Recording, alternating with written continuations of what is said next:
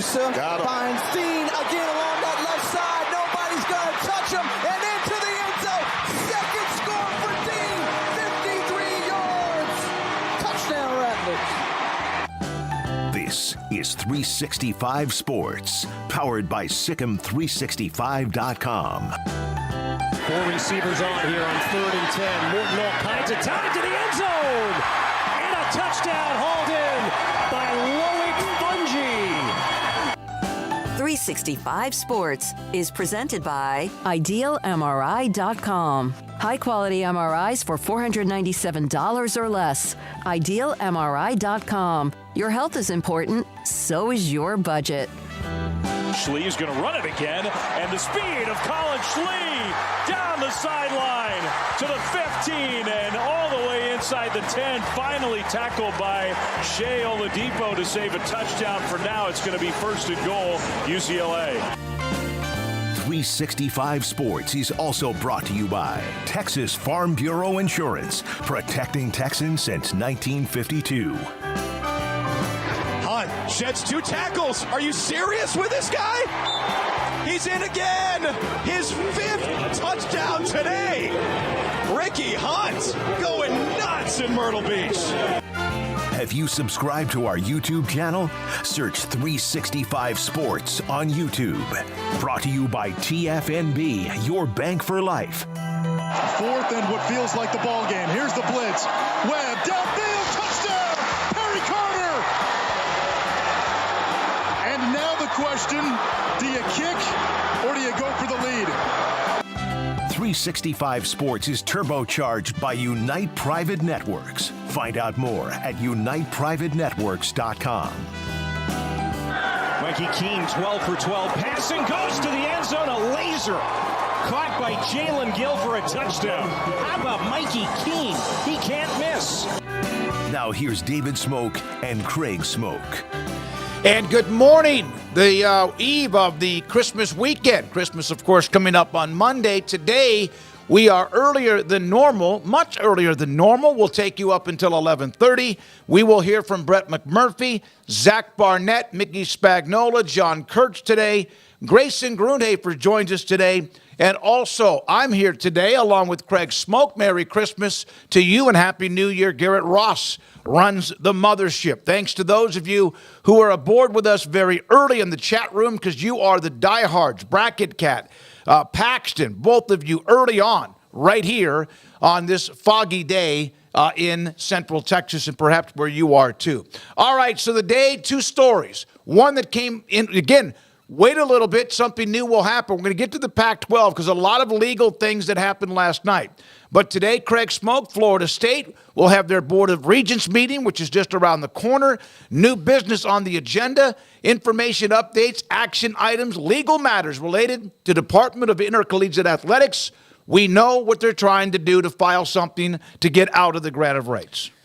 Yeah, we've talked this to death already, and really just the beginning of the story itself, because Florida State's been barking for an entire year now or close to it, and now we get some sort of next step forward in the court system and this filing that they're expected to put into place or go after to see what they can do to get through that grant of rights or get rid of that, get past that grant of rights that is the biggest issue, biggest hurdle when it comes to their membership in the ACC, and getting out of that, then going to see and explore what they might possibly have on the other side in terms of an SEC or a Big Ten invite potentially. A lot of things that could come from this, and they're just slowly unraveling, I think, the knot that they're currently in and that others are in.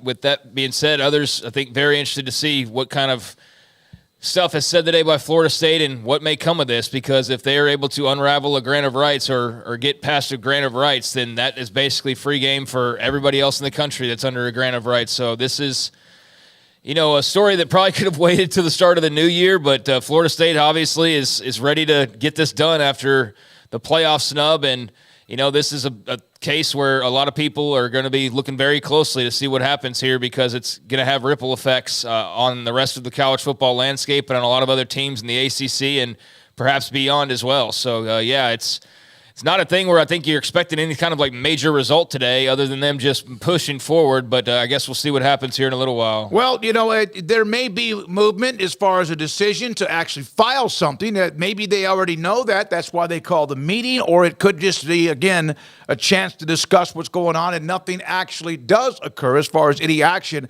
And then one of the stories I read late last night, we heard this before, is the possibility, because how much money is involved to try to get out of anything. Texas and Oklahoma, what was it, about $100 million to leave a year early from the Big 12, and then there was a settlement with that, and they're off to the SEC a year early. Both sides, the Big 12 wins, and because they get to move on, and it's not that dark cloud that really was there for almost a year and a half, and Texas, OU get to go do their thing. Texas tried to do their thing on January 1st against Washington, too.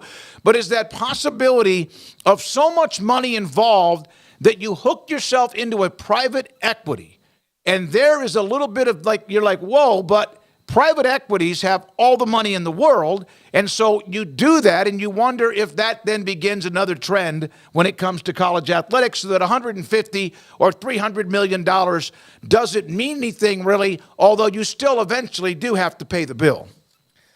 Yeah, I mean, that's something that's been widely talked about as well. The last time Florida State was mouthing off about what they were planning on doing, there was the talk about private equity, and that's not as, I think as clear-cut as some people make it. It's just like Live Golf, or it's the Saudis would be the ones that would be investing. I mean, I think there's options other than that on the table, and options that Florida State's fleshing out or has already fleshed out at this point, and part of why they're feeling comfortable enough to start making the moves that they're looking like they're going to start making today.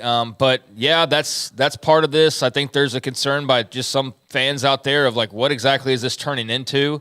When you start talking about private equity to float your ability to leave a conference and pay tens of millions of dollars just to start going playing in the SEC or the Big Ten, I mean, it's a new world we're walking into. I don't think everybody's on board with exactly how quickly maybe things are going or where exactly things are going.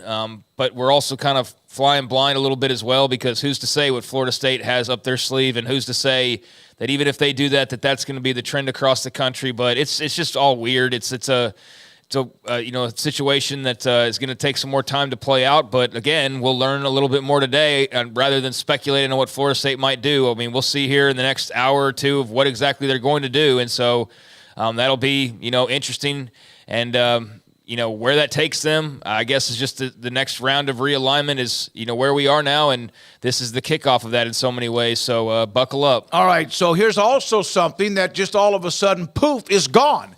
All of the legal issues surrounding the Pac-12 from the two teams still there, Oregon State, Washington State, and the 10 teams that are spread out around the country involving the Big 10, Big 12, and also the ACC. There's a very short and sweet, but there's two statements that are longer, and then Brett McMurphy.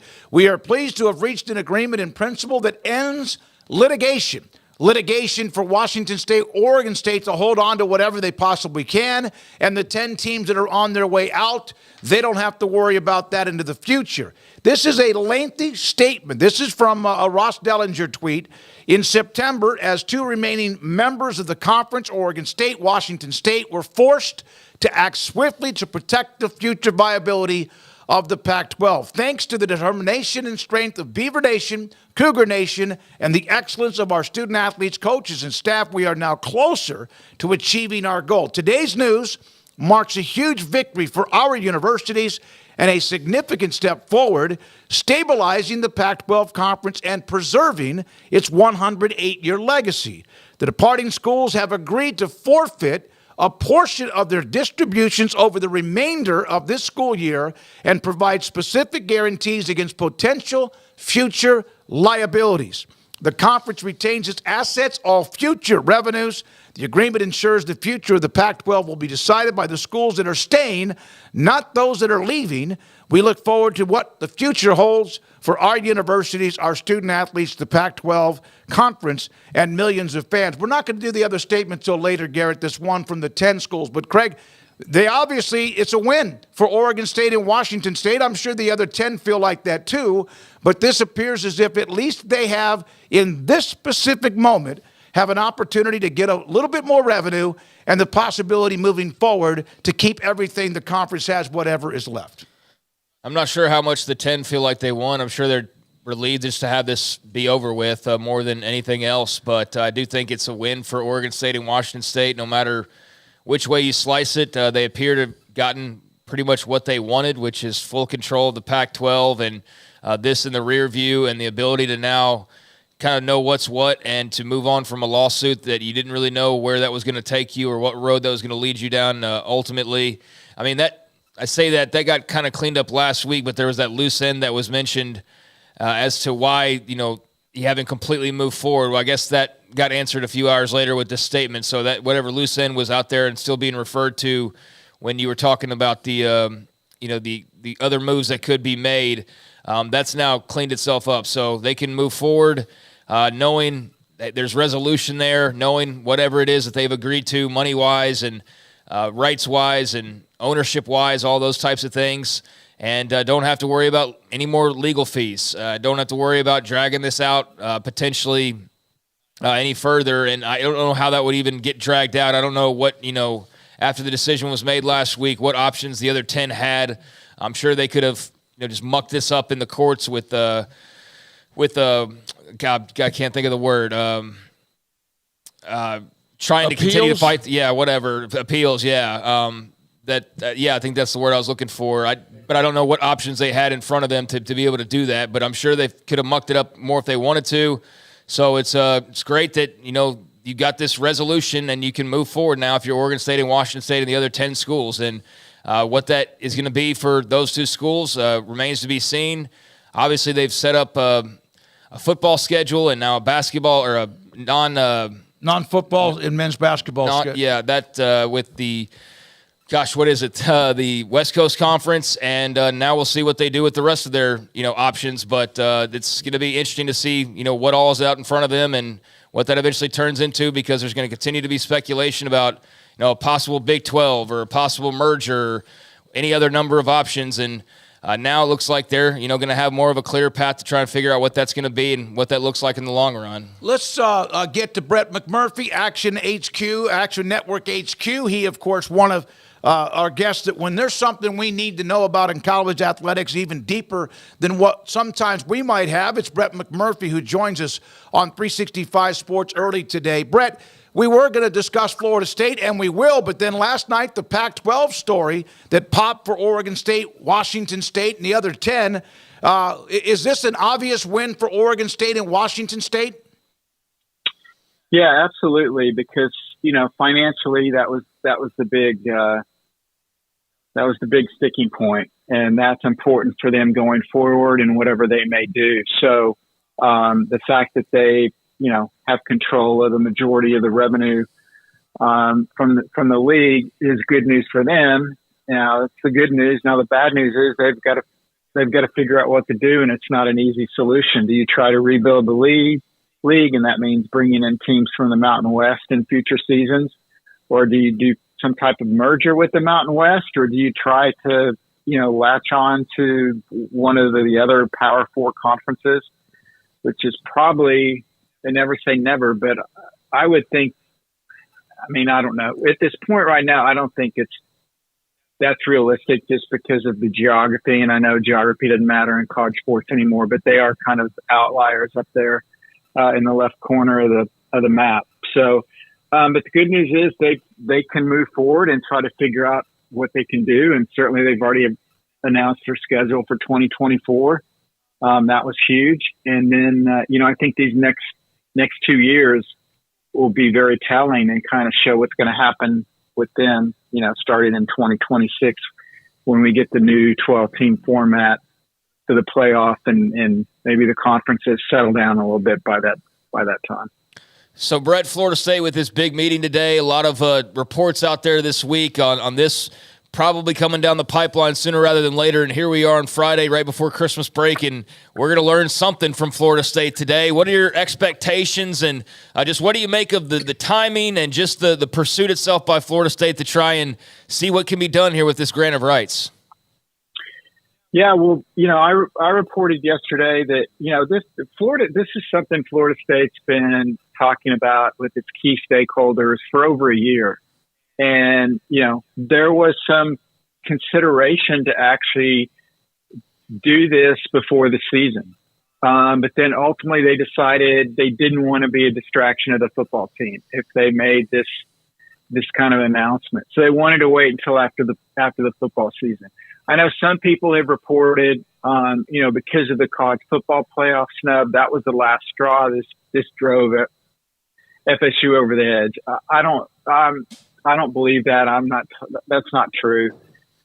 What it did though is it maybe, sped up the process a little bit. They're not going to, what I think happens today, and the meeting starts in 15 minutes. Their board of trustees, they'll all get up there and they'll talk about how great Florida State is and how much the disparity of revenue is between the ACC and the SEC and the Big Ten, and how much value Florida State has as a TV market and brand and all those good things, which we've heard them say in the past 6 months, when I've talked to you guys, when they've had these meetings. The difference is, I believe, and I've been told that at some point they've threatened that they're going to leave the ACC. They've said that publicly in the past. I don't think today they're going to say we're leaving the ACC. I think they're going to somehow say that they are now give their president, their athletic director, their legal department, whatever, the authority to start pursuing what exactly it would take to leave the ACC. So I think people that are expecting them to come out and say, we're leaving the ACC, here's our notice. It may happen. I'd be shocked if it did. So I think it's more to kind of officially start the process. Although, who are we kidding? They started this process a year ago. They made multiple trips to Greensboro, North Carolina to look at the ACC grant of rights. So they know everything they already know. But because of Florida Sunshine State laws, Florida State University bylaws, they've got to do this in a public setting. So that's what they'll do. But it will be fascinating to see what happens. And kind of as one source told me about this whole thing, is this is basically this is the Oppenheimer-like ripple effect throughout college athletics. And it's not that because Florida State is such a hot property. Certainly, there still is in question, does the Big Ten want them? Does the SEC want them? Potentially, both of those conferences, may decide, we're good where we are. That's a real possibility. However, if Florida State and their legal team can figure a way out of the grant of rights, which goes on for another 10 more years, then that's where you have the Oppenheimer-like ripple effect, because then you will have a mass exodus out of the SEC it would be quicker to list who probably wouldn't get an invite somewhere else. Not probably Boston College, Wake Forest, Syracuse, but pretty much everybody else would look to scatter and find higher ground in either the Big Ten, the SEC, and also the Big 12 could be a possibility. Brett, do you really believe that Florida State could find itself? I know you just mentioned it, but do you really think that they would move forward here without, figuring that they've got a landing spot somewhere? And do you really think that if they were to become available in the sense that they're able to be moved, that the SEC and Big Ten, both one of those, really wouldn't have an interest in a brand like that? Well, I can give you both sides of that. The Big Ten certainly wants to get in the state of Florida. As much as you think Ohio State and Michigan have a rivalry, I've got a bigger rivalry in college sports. The biggest rivalry in all of college sports right now, and that's ESPN versus Fox. Yeah. And you're laughing. I'm not.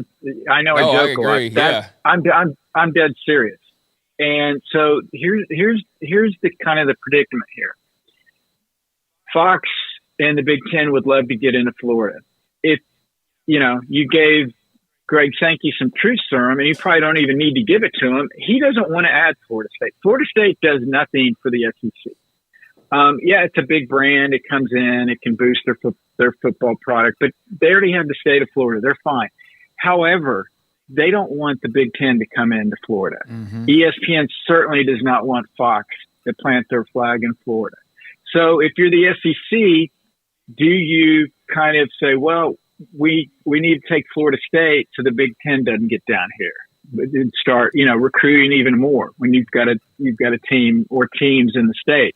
So that's kind of what to keep an eye out on, or kind of what's being discussed behind the scenes. But for the Big Ten, certainly, for them, they truly are a national conference.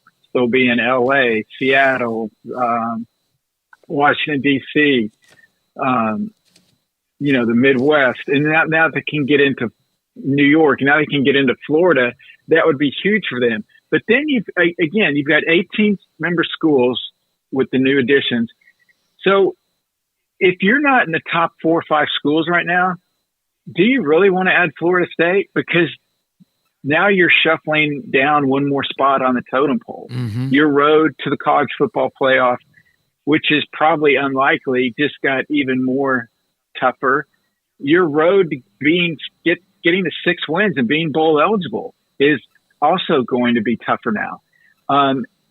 Is it worth whatever more money you're going to get by bringing in Florida State? Worth it? At some point, this is what these schools need to decide. And again, keep in mind, before the Big Ten added Oregon and Washington, I talked to Big Ten Commissioner Tony Petitti at Big Ten Media Days, and he flat out told me, we have no interest in expansion. None, zero. It's not on the front burner, the back burner. We're fine where we're at. Hey, fast forward 2 weeks, and they're adding Oregon and Washington. So things can change that quickly. And he was being honest with me. That's the unknown is, how much difference it would make for the Big Ten to add in a Florida State, a Miami, potentially a Clemson. I do think as far as the SEC, I don't think the SEC goes beyond 16 unless the Big Ten is going to go beyond 18. If the Big Ten, it's almost a game of chicken. If the Big Ten stays pat, then the SEC stays pat. So I guess your original question, does Florida State make this move if they're not guaranteed somewhere to go? I believe they do. They believe they have a way out of the grant of rights. We will find out. Their legal team, certainly that would be a long process. And they feel like that when they are available and they're out of the grant of rights, that they will have options for either the Big Ten or SEC. And if neither one of those conferences are a possibility, then certainly the Big 12 would make overtures to the FSU. The biggest sticking point with that is, how do you make the money worth it for Florida State, which is going to be paying hundreds of millions of dollars to get out of the ACC? Brett, last question, because I know that meeting is about to start and you want to be all in the middle of it, is if Florida State does this, and let's say they move forward, but they don't win or they can't get out of it, is the ACC in a position where they could penalize them?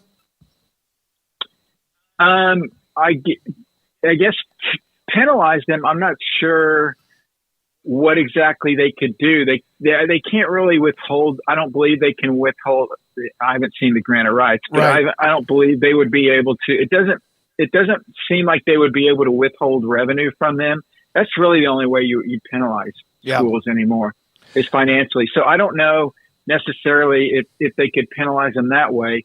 If you're trying to get out of a contract and you're not able to do so, I guess it would be penalty enough. You're going to have egg on your face the entire time you remain in that conference.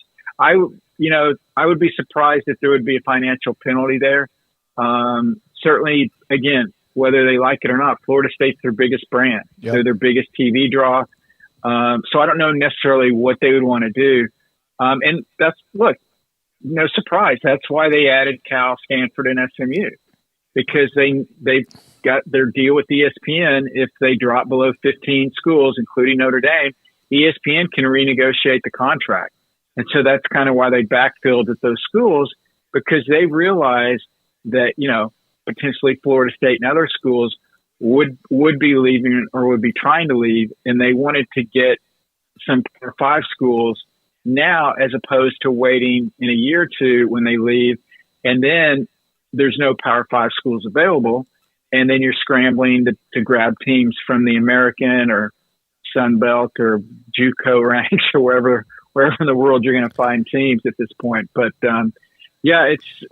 I don't know how much I've helped you. There's a lot of unknowns. Mm-hmm. I think, this morning we'll find out how serious Florida State is. Is it just a bunch of posturing and beating their chest about, well, we got screwed in the playoff and now we're really, really, really serious about looking into this?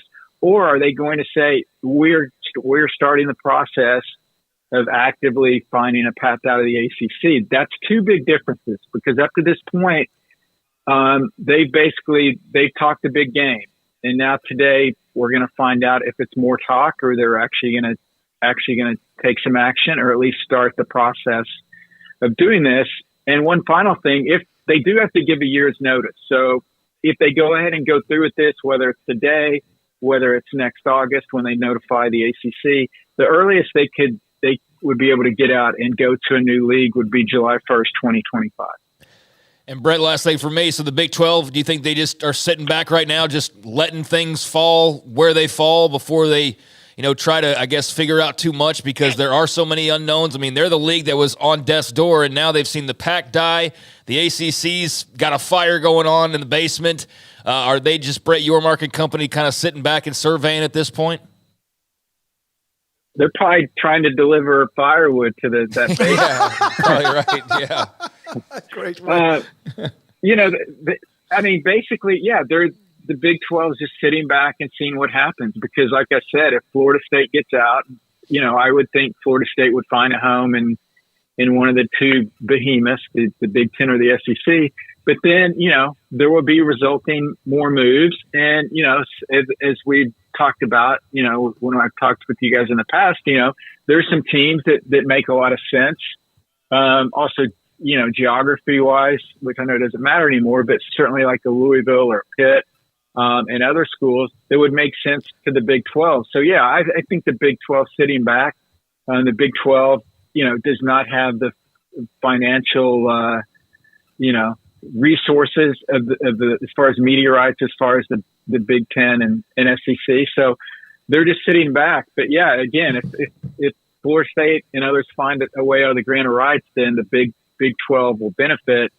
And will that be one team? Will that be four teams? Will that be six teams? I mean, it's impossible to say. And anyone right now that says they know, they're absolutely lying, because folks at the Big 12 don't know, because they're waiting to see how this shakes out. Brett, thank you very much for jumping in early with us today. Enjoy, I guess, what we're about to find out, if much of anything other than saber rattling. Florida State about to start their meeting. Brett McMurphy, Action Network HQ. We always appreciate your time, and Merry Christmas, sir. This is 365 Sports. Okay, so, yeah, it will be interesting, and eventually it's like the tree that falls in the woods that you don't hear because there's a million of them. If this is just a meeting to pound your chest again. It's almost like, for example, crying wolf. If you're just wanting to make sure everybody knows you're there, well, everybody knows you're there. You've already made the comments. Maybe there's a decision out of this. And Brett, I thought that was interesting, Craig, when he said what they might announce today is not that they're leaving the ACC or going to challenge the grant of rights, but they're going to give certain people the actual authority straight up. Go do what you think we can do. We have your back.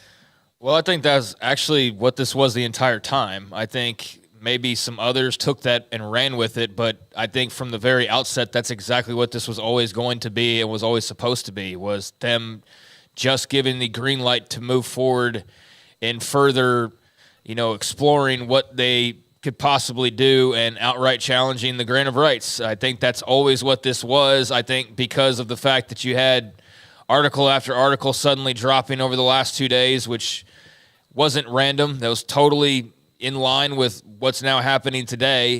That was all just the preemptive, kind of chatter before they took that step and actually, moved forward with this meeting today. I think in all of that conversation, once that started bubbling up, then it was like, oh, what are they going to do? And what are they going to announce? What's this going to be? And it's turned into, now I think in some probably more uneducated circles, this expectation of, well, they're going to flat out declare they're leaving today. And I don't know how much that train of thought's actually gotten across, but I have seen that there's just some that aren't as well versed on these things that just see certain headlines and it's like, oh, they're going to decide to leave today. And so I think for those that follow it closely, you realize that's probably not going to be the case, that this all along was just going to be them basically stating, yes, we are giving you the authority to go forward and explore every nook and cranny to try and get us out of this thing, as opposed to, hey, we're joining the SEC, or hey, we're flat out getting out of this conference. So, we'll see what they say here in the next few minutes. And as this gets underway, I can tell there's a lot of people that are tuned in expecting, some news somewhere or the other. So hopefully they just delivered, and this wasn't all just a bunch of hype for absolutely, nothing whatsoever, a nothing burger. But it sure seems like it's going to be more than nothing, but it also doesn't seem like it's going to be like the flat out, exit that some people are expecting is going to happen sooner rather than later. So that's where I'm afraid it probably got hyped up a little bit too much. Just through the social media chatter, but who's to say until we see what they actually say here in this meeting? Some of it was columns were written and opinions were given and, of course, discussed in realignment. We know, based on what you have been asking for, when it is there, we don't do realignment if it's just because we want to say realignment. We know that it's almost like a meth, but we will continue to discuss realignment when it's on the board, because it also not only could affect nationally college football, not only just the ACC, depending on what happens, or the other conferences, but it could absolutely be where there is availability for the Big 12 Conference too, if it ever gets to that point. By the way, last night, bowl game, South Florida beat the hell out of Syracuse. Dino Babers out, Fran Brown in. The coaching staff that was left coached that game. Fran Brown and them are recruiting. South Florida hammered Syracuse 45-0 in the roofclaim.com Boca Raton Bowl in Florida. Yeah, and I think it's a great win for South Florida. I think it's a terrific way for Alex Golesh and company to finish their season. You get a big win over an ACC school, and not just a win, but a blowout. I mean, absolute thrashing, shutout. It's about as good as you could have hoped for or expected in this type of a matchup. And so they're able to do that there in their home state and go back home happy on a short little, ride or whatever it is. I imagine they probably rode to Boca Raton. I don't know. But, whatever it was, they didn't have far to go, unlike Syracuse, who had to go up down the entire seaboard to only get whooped 45-0. But I did find it interesting that, Fran Brown was there on the sidelines for an interview that I saw, and he's the same guy that I remember when he was here in Waco a few years ago, just very low-key, very confident, but unique in his own kind of way. He's Fran Brown. Like, I don't know how else to explain it. He's a Jersey guy, just cool as the other side of the pillow, quiet, but not like shy. He's got like speaks a little bit lower. You know what I mean? He's different, but he's the same guy I remember from. I think that's called quiet confidence. Yeah, I mean that's don't what be who it you're is. not. Right? Yeah, I mean he doesn't talk loud, but he still has command behind it and confidence behind it, and he's just very chill and laid back. And I'm very excited to see what that can turn into at Syracuse. Obviously, already got Kyle McCord, have done some things in the transfer portal in a very short amount of time that's got that fan base riled up. And I don't know that that's derailed by last night, but certainly he's got some things to point to. And, let's start here with this 45-0 blowout in the bowl game. But, these bowl games are what they are. I mean, half the starters don't even play in these games at this point. The best players opt out. And so I saw a question floating around on social media last night, and I should have bookmarked it or something to give credit, but I don't think it's a totally brand new conversation. But it was the first time I thought about it in a while, and it's, should you even count the bowl game in your record? Now, I don't know how you'd be selective with that, because if you're a team in the playoff or your team goes win the national title, I'm sure you want to include it. But if you're not, and you're most every other team, I mean, was this... It gave South Florida a winning season, or USF a winning season. Yeah, and it gave Syracuse a losing season. Mm-hmm. And so I saw that conversation about, because of the fact that these aren't the same teams that were playing a month ago. Like, the rosters are almost totally different. The coaching staffs are different for a lot of teams. The situations are different. Like, look at the Georgia and Florida State game. I mean, that's not the same Florida State team. So, anyway, I saw a conversation about whether that should count. Like, the NFL doesn't count the playoffs in their overall season record. Total. So I guess that's sort of the idea. And that's a tournament setting, which is about to be what we see in college football. But that's kind of the same idea of thought there, is that wouldn't count along with your main base record like it does right now. But, yeah, for South Florida, huge to finish above 500, get a win over a Power 5 team, and gives Alex Golesh some good things to work off of in the future. And Byron Brown, your freshman there, had a big, nice game leading you in rushing and then doing his thing in the passing game as well, and had a big rushing performance from Atkins in that game. So it was a good night for the Bulls and a great end chapter for Syracuse for Fran Brown to now take over after that and say, like, all right, this is never going to happen again, and this is not going to be, something you ever see with Syracuse under my watch. So good way to just close that out and move on along and get started on the new era. Well, it's that's not a bad thought if it's going to get more into bracket play. But NCAA men's tournaments you have to win 6 games, and all of them count. And if you don't, you don't. But and there's going to be teams that make the NCAA men's basketball tournament. It might be 9-24 because they win a certain conference and end up 9-25 when they get knocked out immediately. Very interesting take, though, on the records because, again, some teams are a shell of themselves. Some teams are playing for a chance to win and play for a national title. When we come back, Zach Barnett, Football Scoop, his thoughts about anything else in the coaching carousel, coaching extensions and all that, and his thoughts about Florida State and what's happening with what happened last night, the Pac-12. Zach Barnett. This is 365 Sports. Don't miss the Wrap-Up the Year sales event at Allen Samuels in Waco. As the year comes to a close, we're offering unbeatable deals and a wide selection of new 2023 Jeep models like the Grand Cherokee L, Renegade, Gladiator, Wrangler, and the Wrangler 4xe. In addition to incredible savings, we're also offering generous trade-in values for your current vehicle. Upgrade to a newer model while getting the most out of your trade-in. Hurry in, these deals won't last long. Shop our great selection of new inventory and start the new year in style.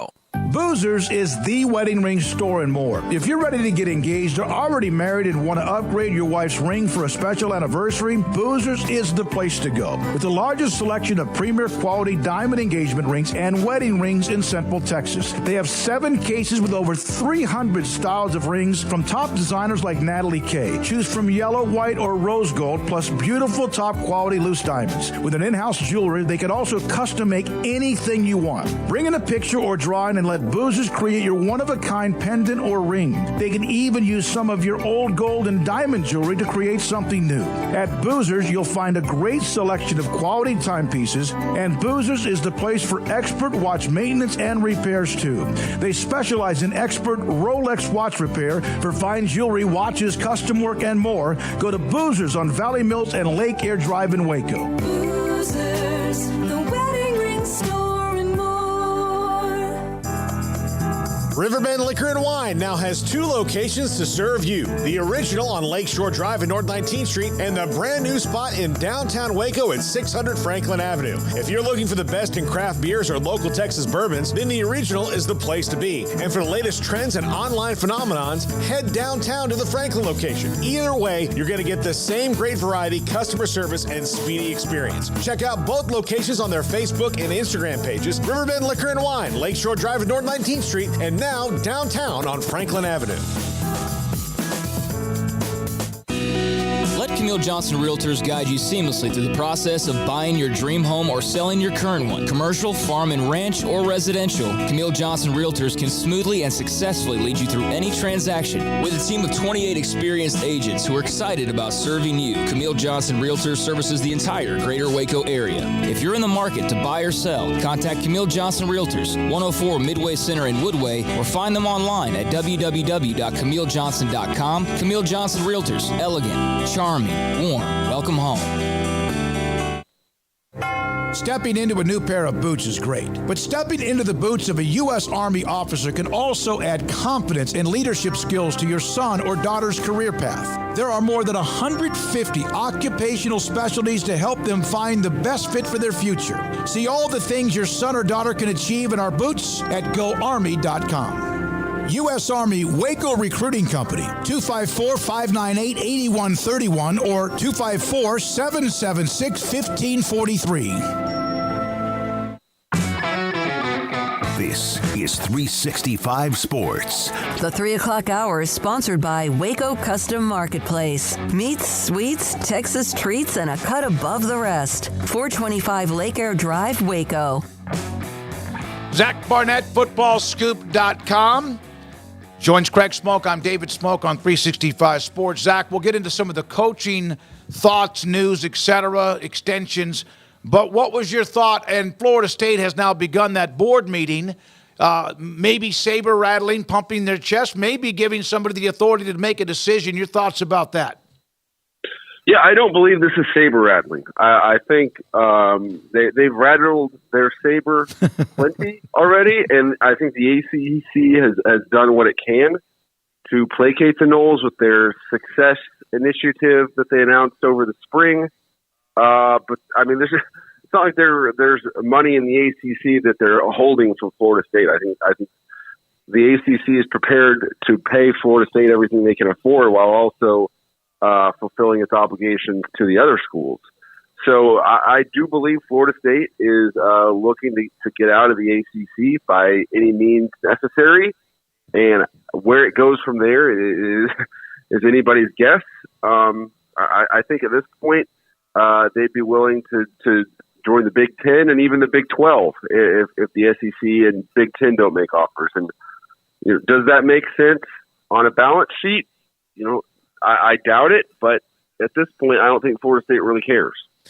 Zach, how surprised or not surprised, I guess, are you that we are where we are already? Just how quickly things have seemed to move these last couple of years, ever since Texas and Oklahoma's, I guess, decision to join the SEC got unveiled a little bit earlier than it was supposed to, and just everything seems like it hasn't really stopped in college sports since then. But is this the step towards the Power 2 that everybody speculates and worries or talks about? Or how do you just kind of see where we are right now in the college football game and landscape? I mean, I think if we're going to take a 30,000-foot view, I think we're in a revolutionary period in college sports. And I think if you were to look back at this time we're living in now, 30, 40 years from today, I think we'll view this as the period when college sports went from a professional enterprise for everyone but the players to a fully professional franchise where players are paid and perhaps colleges even license their brand, their name, image, likeness, their facilities to a professional football enterprise that happens to use Florida State's name, but the players don't even go to class. And we have a full-on minor league system. I think that last example is probably the most extreme, but I have seen people smarter than me throw that out there. But yeah, I think we're in a period where we're kind of in the growing pains in between what college sports used to be and what college sports is going to be moving forward. And, we're talking, I think we're getting closer by the day to where players, schools can pay their players, and there's some sort of collective bargaining agreement that binds players to their schools and doesn't allow them to transfer until, a certain, their sophomore year or something like that. And the decisions we make where Cal and Stanford are in the ACC and Florida State might be in the Big 12, who knows? I think we're in the growing pains of everything sorting itself out to where we're going to be moving forward. How much past or to that point that you said could be what we look at in 20 or 30 years is almost to a point where the game itself, because college football, I'm not trying to get off my lawn, but how much more past where we are now into contracts or whatever you're mentioning is going to hurt the sport, or are they ever possibly hurt? Like the NFL, no matter what they do, suspending people or go after people or wins or losses or drama or scandals, they're unbeaten. Is college football that way too? I don't want to whistle past the graveyard here, and I'm certain there is a tipping point out there. And when so many people, you say, I'm done with college sports, it's not what it used to be. I'm thinking of an Oregon State fan who, their program has been full on relegated to the minor leagues. You have to take those people seriously, but at the same time, it feels like every single off season now, and now we're not even really in the off season, but it just seems like for the last 3-4 years, from January to August, it's just absolute chaos, and the sport's tearing itself apart from the inside. And college sport that says we knew it is gone, and then the games get here, and nobody cares about that stuff. Mm-hmm. And the game is still great, and it still feels like the college football that we all know and love, and no one really cares about that stuff. So as long as that happens, I think we're fine. And I think people did this with the transfer portal and NIL, and I think while you can certainly point to individual examples of a school or a player being hurt, I think in the long run, the transfer portal and NIL have been really good for college football. It's keeping players that otherwise wouldn't be in college football. It's keeping them in the game. It's allowing more talented players, the talent to spread out, and more talented players to see the field. So I think we have to keep both options in mind. Yeah, this certainly could make college sports worse, but it could also make it better. Mm-hmm. Zach, we had this just convergence of events here right before Christmas with this board meeting kind of being the cherry on top, but you had bowl games and National Signing Day and transfer portal. From coaches that you talk to, I mean, a lot of them have voiced their frustrations in various parts of the things that I just mentioned, but especially just looking back on this last week or two, what's kind of the general feeling you get in terms of just exasperation or just thoughts in general about sort of the calendar and where we are? And is there any hope that this thing can kind of clear up a little bit, or do you expect it's always just going to kind of be a constant logjam, sort of like it's turned into? Yeah, I mean, I don't think there's any coach out there that would tell you that they love the calendar where it's at. You know, it's madness. I sympathize with these guys because I truly don't know, like this past week, when you got coaches recruiting the portal or securing their class, bowl game preparations going on. I don't know how these guys manage to stay married. But at the same time, you ask these guys to go on record, and so far, it seems like only Chip Kelly's willing to do so. So, and in regards to fixing the calendar, as long as college football remains tethered to college, well, you know, for a guy to earn a spot on his new team, he's going to have to participate in spring practice. And to participate in spring practice, you have to be enrolled in the spring semester, which means you have to be enrolled by January. And so you got to make a decision in December. For the most part. So in the meantime, I think it's only going to get worse. I think this weekend, you know, starting today, next year we'll have playoff games starting, and the guys are still going to have to make decisions and leave. And next year, the national championship game is like on January 20th or something like that. And we're going to have two teams, whoever's in that, are probably going to lose players that would play in that game because they want to go start somewhere else. So it's crazy. It's a system that no one would design from scratch if they could, but it's just a series of different competing interests that led us here. And unless you were to fully remove college football from the academic system, which again could happen down the road, but until then, I don't see any fixing it.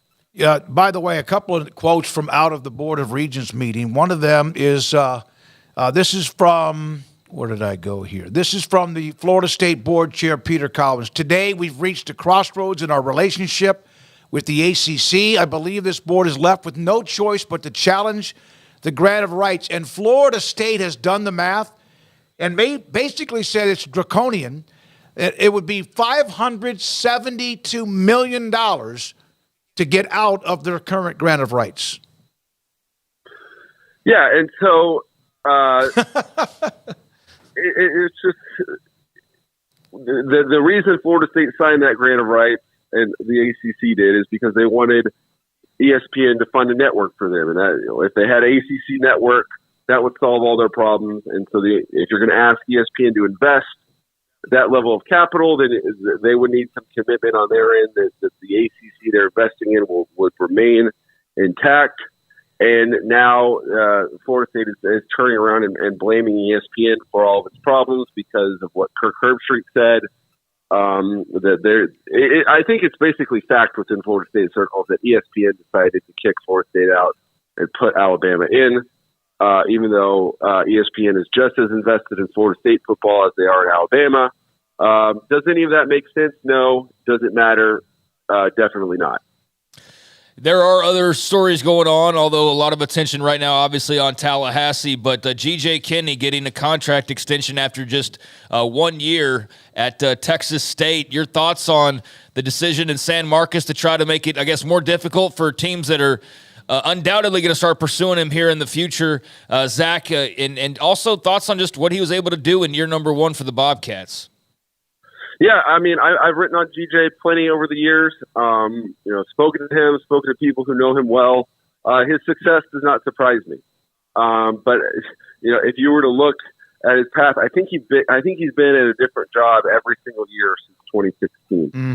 Something like that. Like, it's just been stepping up the ladder. He's had 20 years of progress compressed into like 7 years. And I think it's all deserved. Every job he's got, he's done a good job and earned that promotion. And so it had to stop at some point.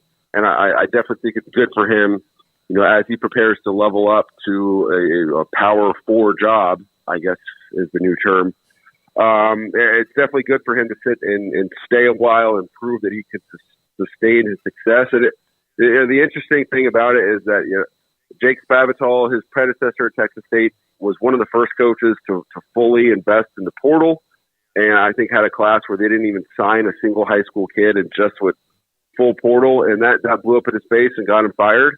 And GJ has definitely made an effort to show face, as they say, for Texas State staff with Texas high schools, and he hosted the staff at the Texas High School Coaches Association, which is, as you guys know, located in San Marcos. But at the same time, he's done really well in the portal as well. You can't turn around at Texas State as quickly as you have without investing in the portal. So I think he's done a good job of managing both, which you have to do these days. And I think he'll be a big-time head coach sooner or later. My question is this, and I know what, for example, UTSA is doing with Jeff Traylor, and what a great job and a nice bowl win, their first ever.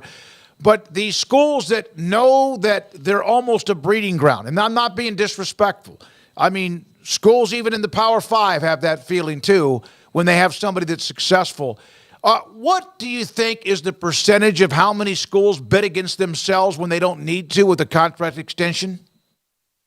Oh, I think it's a lot, and I don't think that it's limited to the quote unquote breeding ground schools. Within my family, we have a lot of North Texas grads, so we have this conversation, amongst ourselves all the time, because a lot of my family members would like to see, North Texas hire someone who's going to stick around for a long time. And my caution always is kind of just be careful what you wish for, because if someone comes to hire your guy away, it means he's done well. A Big 12 school is not going to hire a coach from Texas State or North Texas who's not winning. So I think it's a good sign if you're one of those schools that you have to constantly be worrying about, are we going to lose our coach? Ultimately, that's where you want to be, because otherwise, if you're North Texas, UTSA, Texas State, and you're not worried about a Baylor taking your head coach, it means you're not winning enough. So I think you got to just kind of accept the reality of where you are. And maybe there's a coach out there who's an alum of your school, although UTSA's football is so young that they don't have that guy. But maybe there's that golden goose candidate whose dream job is your job. And if so, definitely great. Reward him accordingly.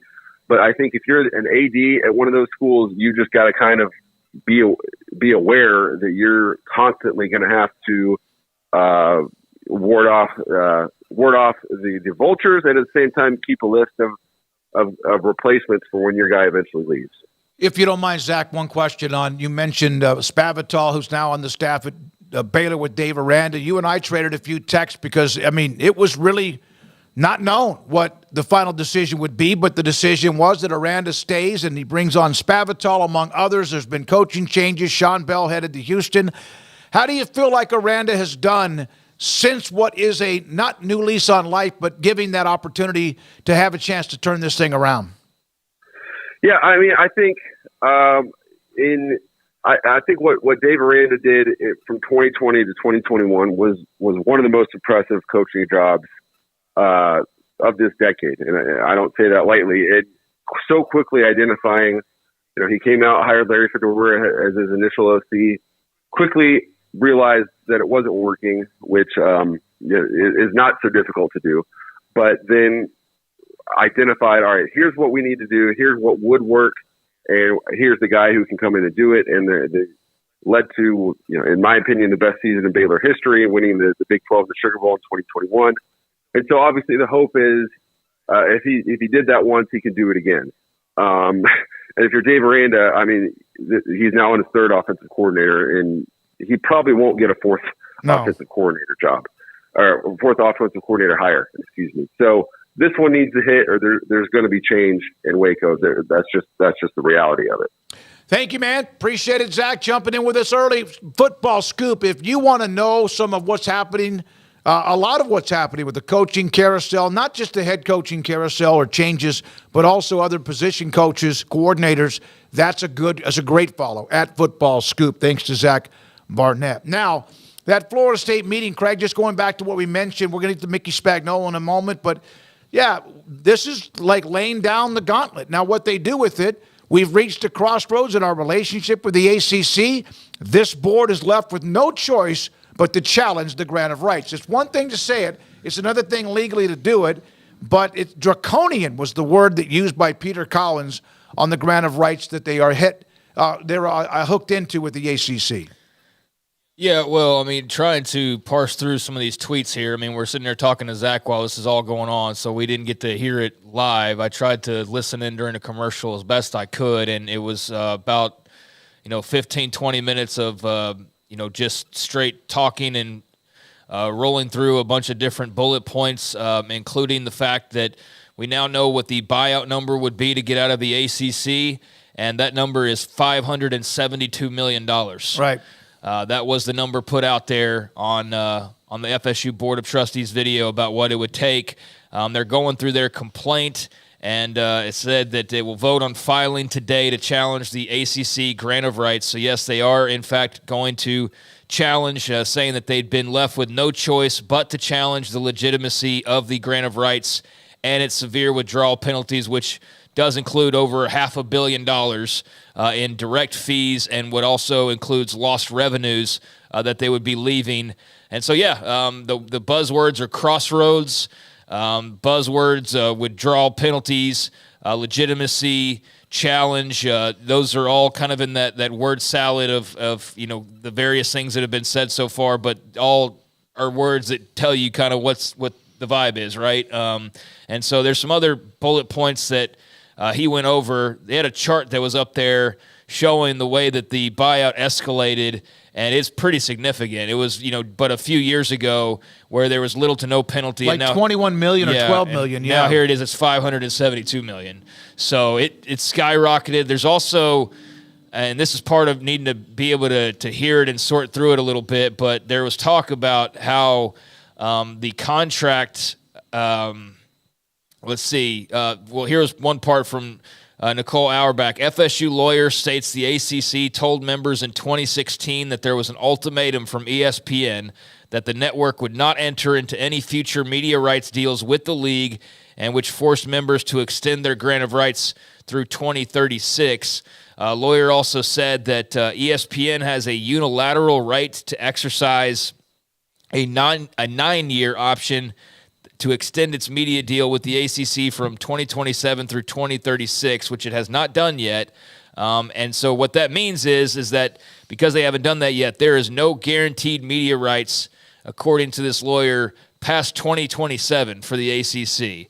So that seems pretty significant when you're talking about how, they're linked up to 2036, and how could they ever get out of that? But there's nothing past 2027, which is just 4 years away, that guarantees them anything from the ESPN side of things. And also saying that Jim Phillips signed the amendment in 2021 that gives ESPN until February of 2025, so 2 years from now, to decide if it wants to extend its contract with the ACC beyond 2027. So you hear that, and that certainly changes the story a bit from where you're going, there's nothing until 2036. Well, there's nothing money-wise guaranteed past 2027, so that puts things in a little bit more perspective on why this is a bit more imminent, or why this is a bit more closer, train coming down the tracks than it appears it was before today's meeting. Remember 2027, you brought that up. Why that? Is that time when the ESPN can have that look at their contract with the ACC? Is that kind of what I was told by a source within the collegiate athletics administration. Is that the possibility? I don't know.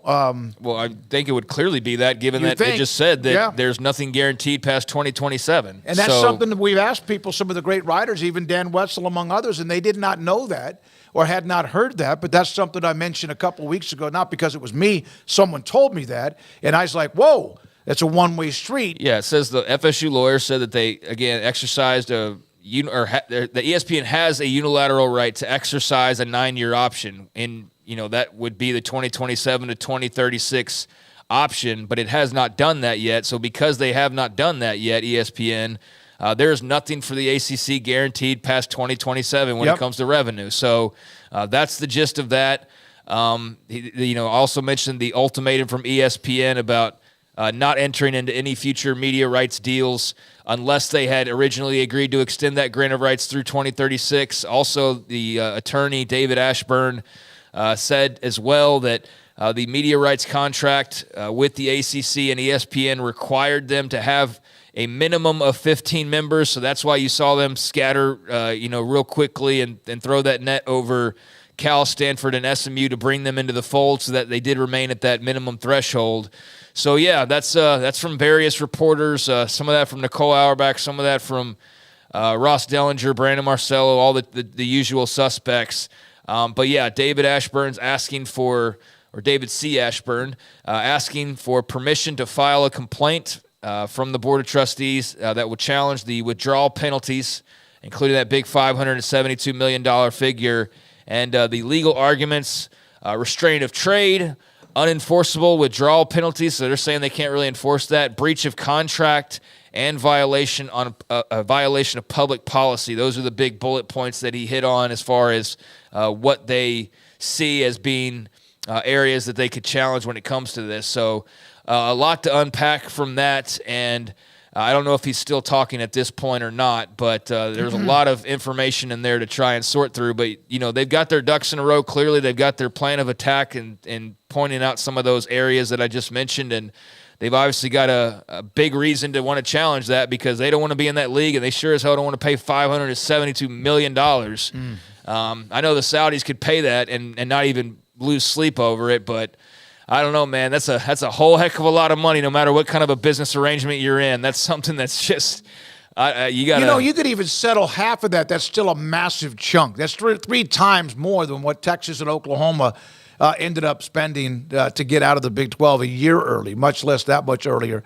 Also, a couple of the notes they made. Listen, it's a travesty about what happened to Florida State 2 weeks ago. Our actions today are less about the events the last couple of weeks and far more about the actions of the ACC leadership over the last 10 years and what confronts the ACC over the next 13. One thing that sometimes fans don't understand is the grant of rights is not between the ESPN and the teams within the ACC. The grant of rights is with the conference. And underneath of that umbrella, of course, are the teams, whatever conference it might be.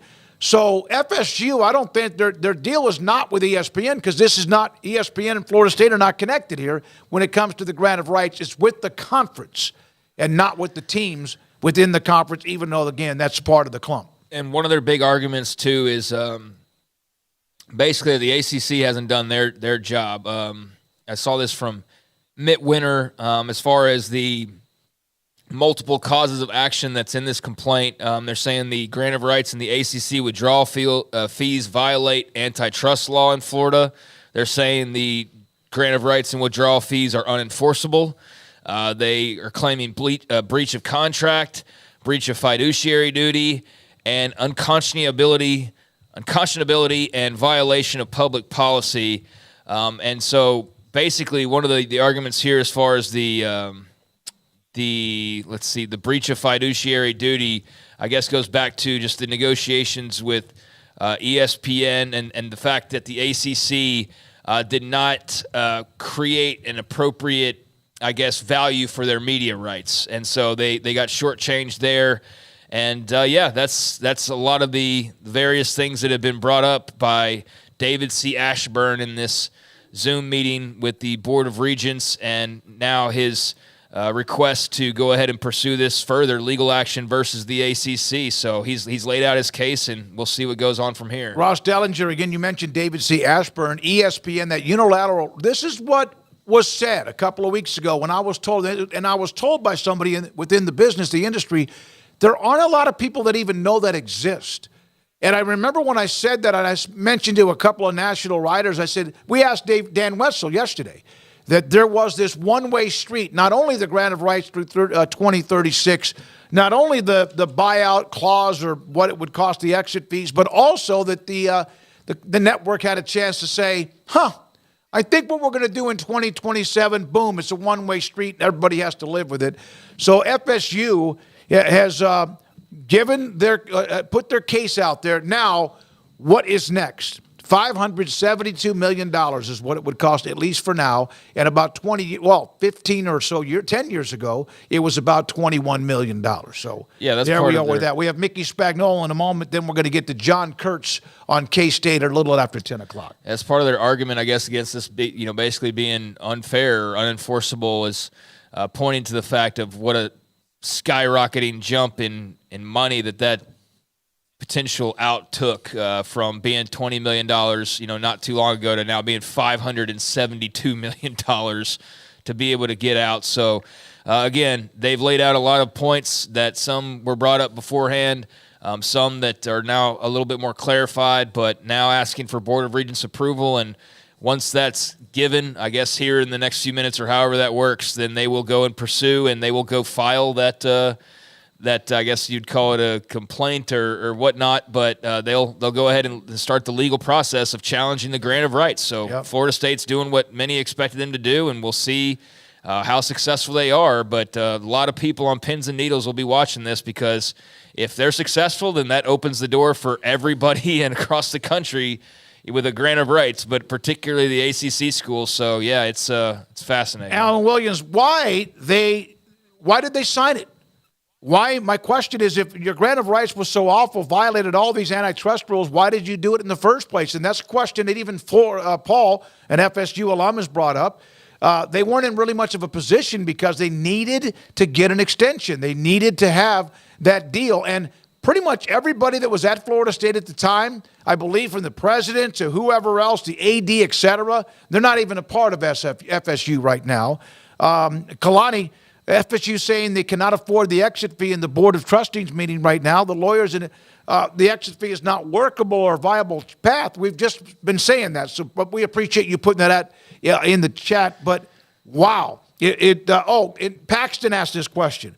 Did Brett McMurphy just say, no, Zach Barnett just say that at some point there won't even be academics as a part of all this? Yeah, that's exactly what he mentioned, because there are sometimes thoughts right now, even though everybody's pretty much trying to stay within that, I guess you could say, that what you're supposed to be about, but you wonder if that's slipping too, that it is such a pay for sport, pay for play, that's all that matters is football or men's basketball, that eventually that doesn't even become a part of college football. I hope to God it never gets to that point, but I also never thought that would get to the point we are right now. I think that's going to be somewhat suicidal for a lot of the sport out there if you sit there and try to make it now suddenly about just the money aspect of this, which, some could argue that's sort of been the way it's trending for a while now. But this would lead to what, when you hear the big break off or things like that, that could be what this is all right, you want to go be a semi-pro minor league NFL team, Florida State, you go join up the schools that want to do that. But the Big Ten's not going to stop with academics. The Big Ten's not going to suddenly stop caring about school. I don't believe that for a second. I don't believe a lot of the schools in the ACC want to do that. I don't think there's a lot of schools across America that are interested in doing that. So, have that at SEC, I guess. But, I don't know. I think Texas is still pretty strong in academics, and that's going to matter to them. So sure it is. Yeah. That's a bigger mess that's going to have to be sorted through. But there is a school of thought of, you basically eliminate the school part. You, lease out your brand, your Florida State brand, and your minor league team, and that's been one element of this discussion that I've never really latched onto, because again, what's the point? It's the XFL at that point, but I guess shinier and with better talent in some cases. But that's where I could see there being a rift that's unrecoverable, or that some fans won't be able to overcome if you suddenly just split from the schools or the academics entirely. Yeah, I think even the most passionate college football bases, university fan bases, would still go, wait a minute. Alan Williams, isn't the bottom line of college athletics, the end of the day, the mission statement to educate young men and women? Guess it's turned into the NFL minor leagues. That's exactly, Alan, what we said. We do need to break. Go ahead and finish it out, Craig, then we come to Mickey Spagnola on the Cowboys game this weekend in Miami. Well, I wanted to mention something that Bob, and you're right. That's exactly. I mean, that's the big conversation right now. Is like, what are we doing? Where is this going? And what is this supposed to be in the long run? But again, that's a deeper conversation that's going to have to play out some more. But we just saw Bob Thompson in response to Nicole Auerbach, who was talking about the ESPN unilateral rights, that 9-year option to extend its deal from 27 to 36, which it hasn't done. And the fact that they haven't done that means there's no guaranteed media for the SEC or for the ACC beyond 2027. That was an amendment in 2021 that gives ESPN until February of 2025 to decide if it wants to extend its contract beyond 2027. So I don't know if I mentioned that part specifically. Yes. But Bob Thompson, in response to that, said that he can't believe that the ACC agreed to that clause, and that they must have just really wanted the ACC network so badly that they agreed to that. But that looks like it could be something that costs them dearly in the long run, and certainly it's being brought up as a big point of contention today. So, something we mentioned a couple of weeks ago that everyone was like, huh? And Bob even said that to us yesterday. That he can't believe that they would do that, and we now know they did. They did. All right, when we come back, Cowboys in Miami. Mickey normally joins us on Thursday. We'll have him on here in a minute. Then at 4, a little bit after 10 o'clock, John Kurtz on K-State. Has not been their best football year. By the way, speaking of them, Jerome Tang beat Paul Mills at Wichita State last night in the former coaching tree of Scott Drew. This is 365 Sports.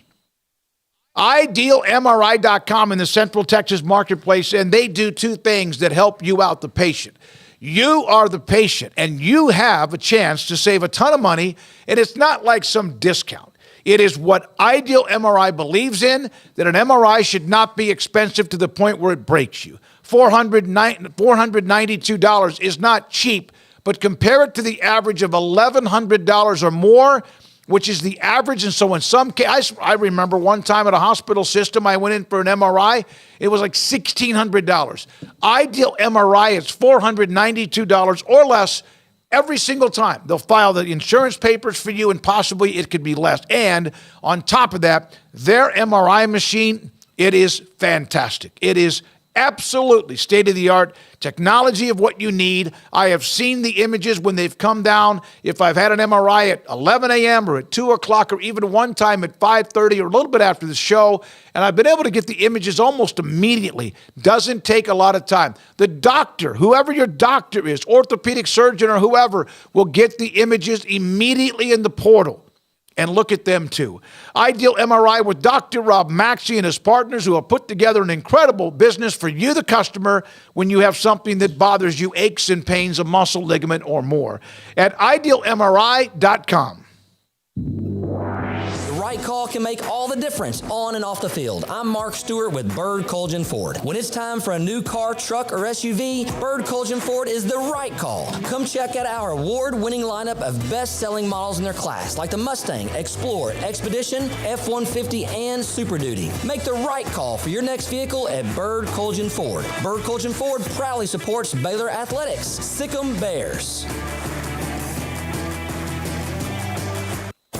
At Ideal MRI, we feel blessed to be part of the Waco community. We're a small family business here in Central Texas. At times like this, the cost of healthcare has never been more important. And unfortunately, significant illnesses and injuries still occur. And that's why Ideal MRI is open and here to serve you through this difficult time. So if you need an MRI, ask your doctor about Ideal MRI. You can schedule online in minutes at IdealMRI.com or call 833-IDEAL-MRI.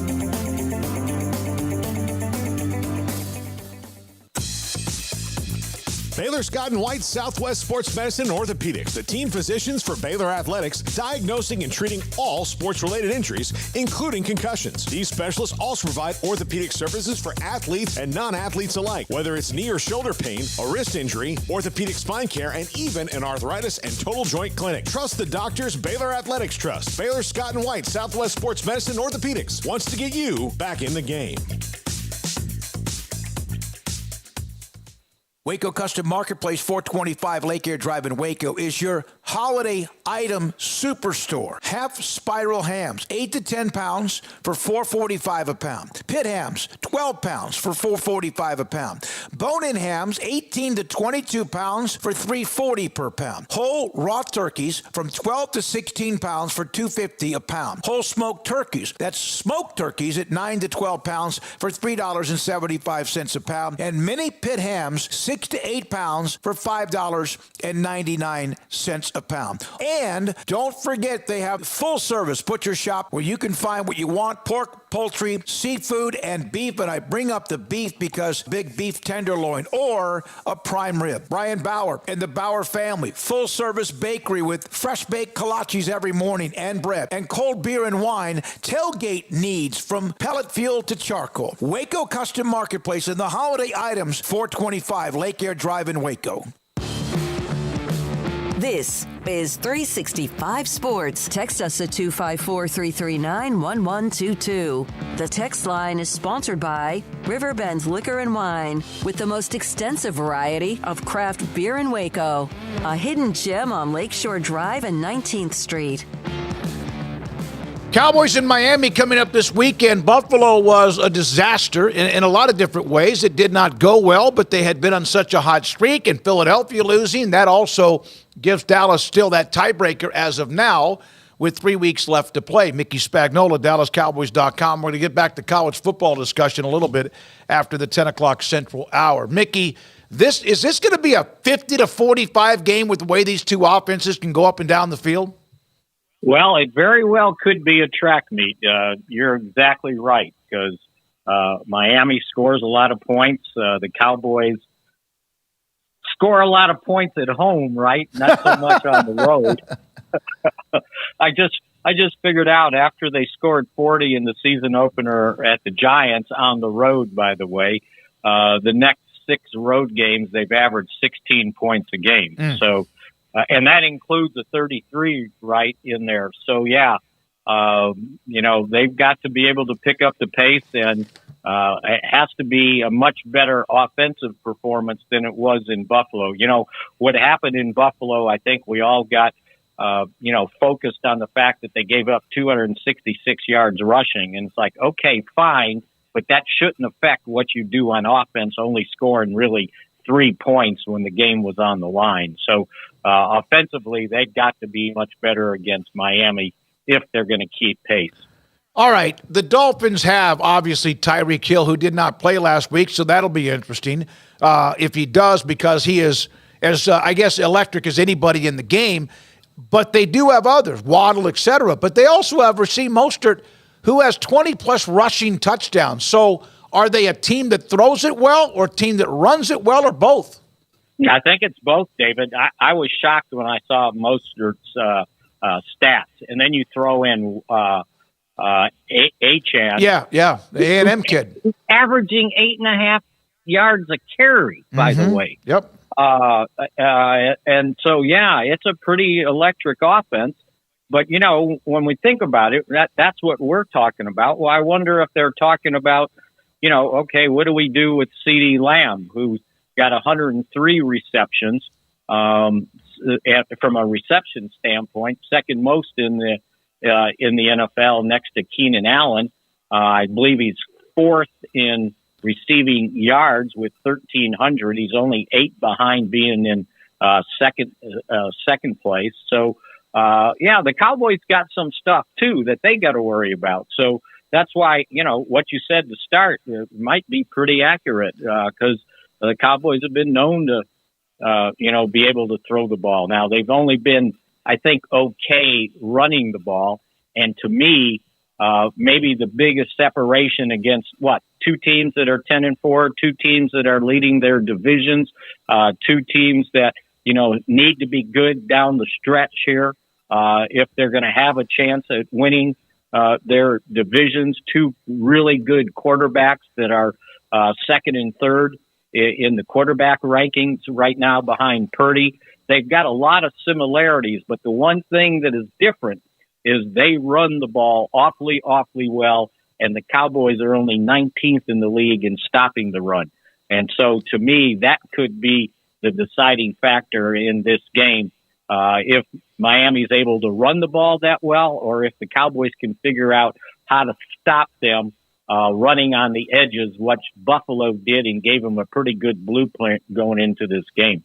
All right, so how are Zach Martin and Tyron Smith? Tyron, because of his age and because he's been broken down before, Hall of Famer at some point, whenever, and Zach Martin too, but Martin went out. Tyron Smith has been, for the most part, really healthy this year, and that's, of course, been a big deal, but what are their statuses? What's the status for them right now? Yeah, I think they're optimistic about Zach Martin being able to go with a hamstring injury, I believe it was, quad. Yeah, I mean, I'm sure, obviously they don't do much on Friday. Saturday will be a deciding factor, I think, for Tyron, if he can get back. Anytime you start talking neck back with him, you get a little concerned. So we'll see. I mean, he was able to finish the game, so, I guess that's somewhat optimistic. But Mike McCarthy has contended that by, what he does on Saturday, determine what happens on Sunday. I think Zach has somewhat ability to get back. We'll see on that one. And, they're in the same boat. They lost their starting center, Connor Williams, and two of their other starters on the offensive line have not practiced this week. They're nursing injuries too. So, when we talk about similarities, well, there's another one. Both teams having worries going into this game about their offensive line. And the two defensive pass rushers, I guess you could say pass rush from either team is pretty dynamic too, right? Doesn't Miami have like 50 sacks this year? 48. I believe they're second in the NFL. The Cowboys have 40. So Bradley Chubb leads the team with 9.5, and he was just named AFC Defensive Player of the Week. And then Micah Parsons with 12.5. So he's tied for second with the most sacks in the league, or third, I think, because second.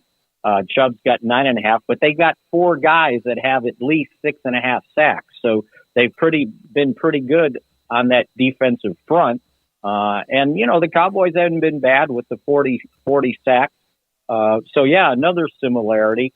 And, both teams have to make a priority, too, of protecting the quarterback. You sit there and we're going to run the ball, but you better be able to protect your quarterback. But to me, David, one of the best ways to protect the quarterback is to be able to run the football. Mm-hmm. Mickey Spagnola with us, DallasCowboys.com. So last thing for you, Mickey, we appreciate you jumping on early with us today and the day after you're normally with us.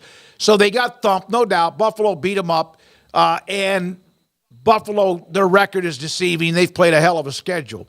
So Miami, if they come out of this with a loss and blow the tiebreaker that they got back because of the Philadelphia not finishing the deal, how much of a blow could that be?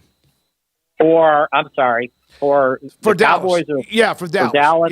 Yeah, you got to take care of your own business.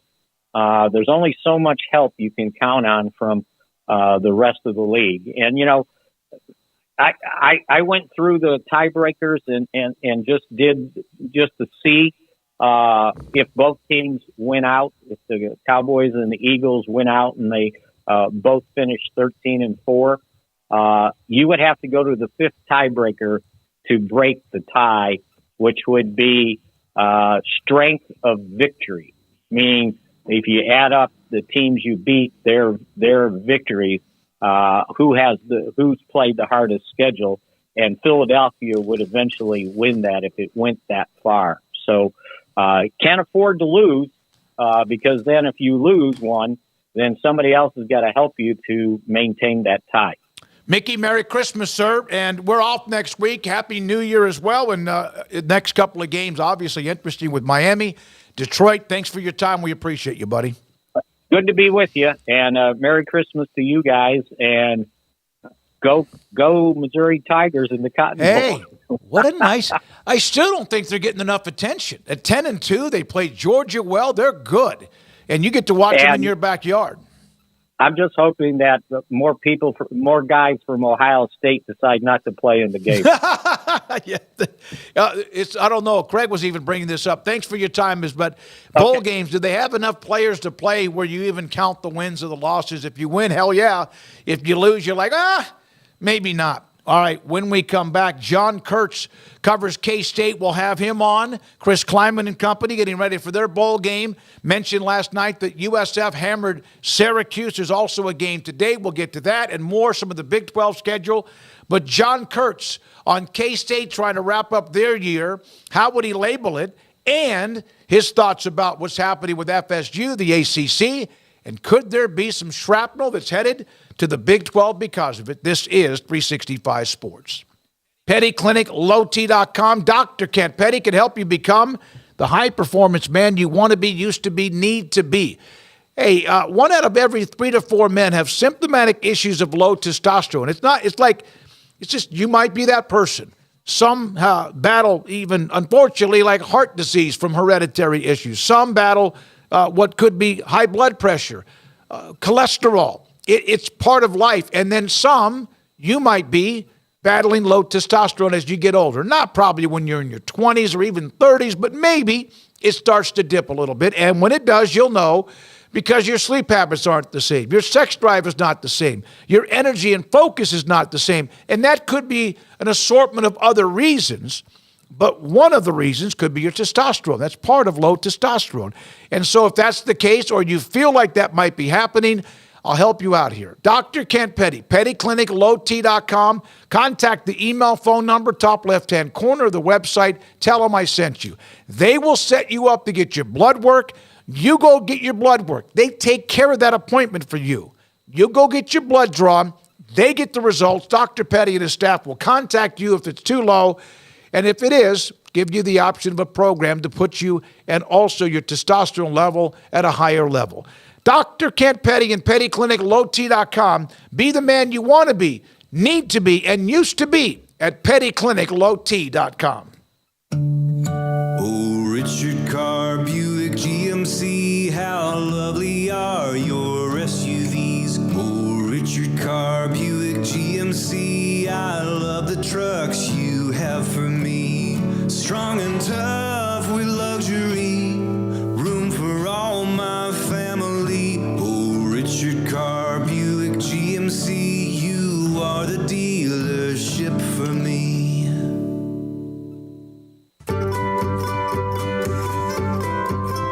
You want to know why Stonewood Dental is so successful? Listen to what happy customers have to say. It's pleasant. It's different than any other dentist office. I really feel like they care. And it's not that you're here for 2 hours waiting on someone to take care of you. It's quick and easy, and I bring my kids, and my kids love being here too. They really love the treasure box. Staff is really nice and accommodating, real friendly. You feel more like home. It's not sterile looking. Everybody has their own personalized rooms with decorations and decor, and they'll even have a blanket for you when it's cold.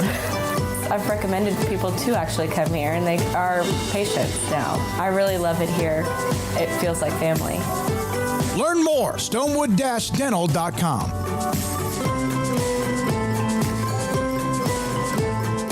TFNB Your Bank for Life is the official local bank of Baylor Athletics. Find out why more Central Texas are making TFNB their bank for life. Sign up for our Edge checking and savings accounts to earn interest or cash back. With 5 convenient locations and an award-winning mobile app, banking has never been easier. TFNB, your bank for life. Member FDIC. Three Nations Brewing Company has 16 different beers on draft with a new beer every Friday. It also offers 2 air-conditioned tap rooms, a large indoor beer hall, a second-floor mezzanine offering a great overview of the brewing company and equipment and patio where you can relax under the shade. Plus, you can now experience the new Three Nations Beer Garden Grill on our shaded patio. Grab a cold beer and enjoy a bite from our freshly prepared and delicious menu. Street tacos, quesadillas, freshly cooked burgers and dogs, and veggie burgers too. Nachos and so much more, all prepared and cooked on site. So come visit the award-winning Three Nations Brewing Company on East Vandergrift off I-35 in Carrollton.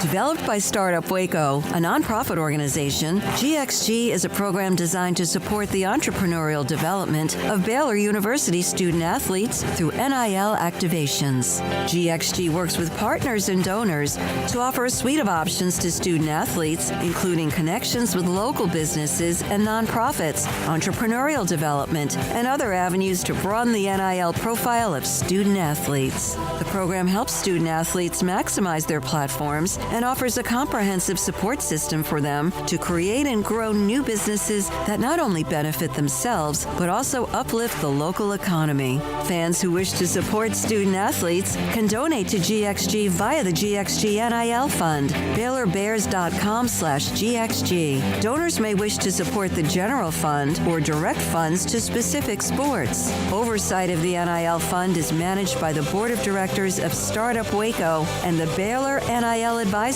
Council. GXG is a program of Startup Waco, a tax-exempt organization under Internal Revenue Code Section 501c3. Donors should consult their tax advisors regarding the tax deductibility of donations to GXG. Contributions to support NIL activations through GXG can be made at BaylorBears.com/GXG. For more information, follow @GXG_GreenXGold on social media and visit the official website www.gxg.startupwaco.com.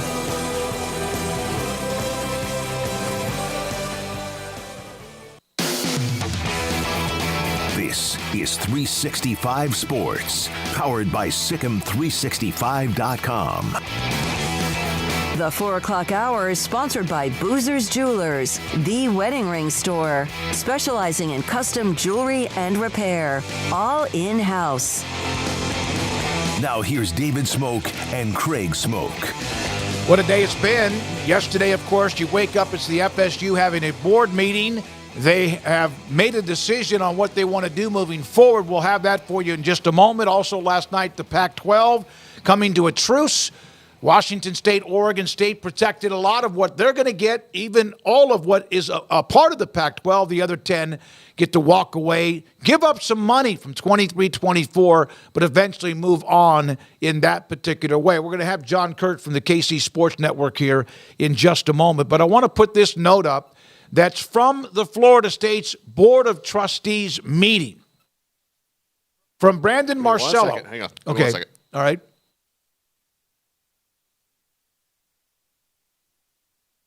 All right. Because I want everyone to be able to read it as well. Here we go.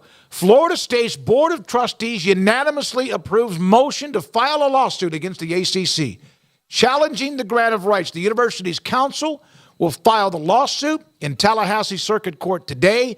The wheels are in motion as FSU tries to leave the conference. This wasn't just saber rattling. This was a vote. This was a decision, and they now move forward. John Kurtz joins us from the KC Sports Network. Craig Smoke with me as well. And John, here we go again. Yeah, I mean, just when you thought you might get a nice little, maybe holiday break after the end of the season, no, we're right back into it. It's actually been, I'm kind of getting used to it at this point as somebody who, really pays attention to it and covers it.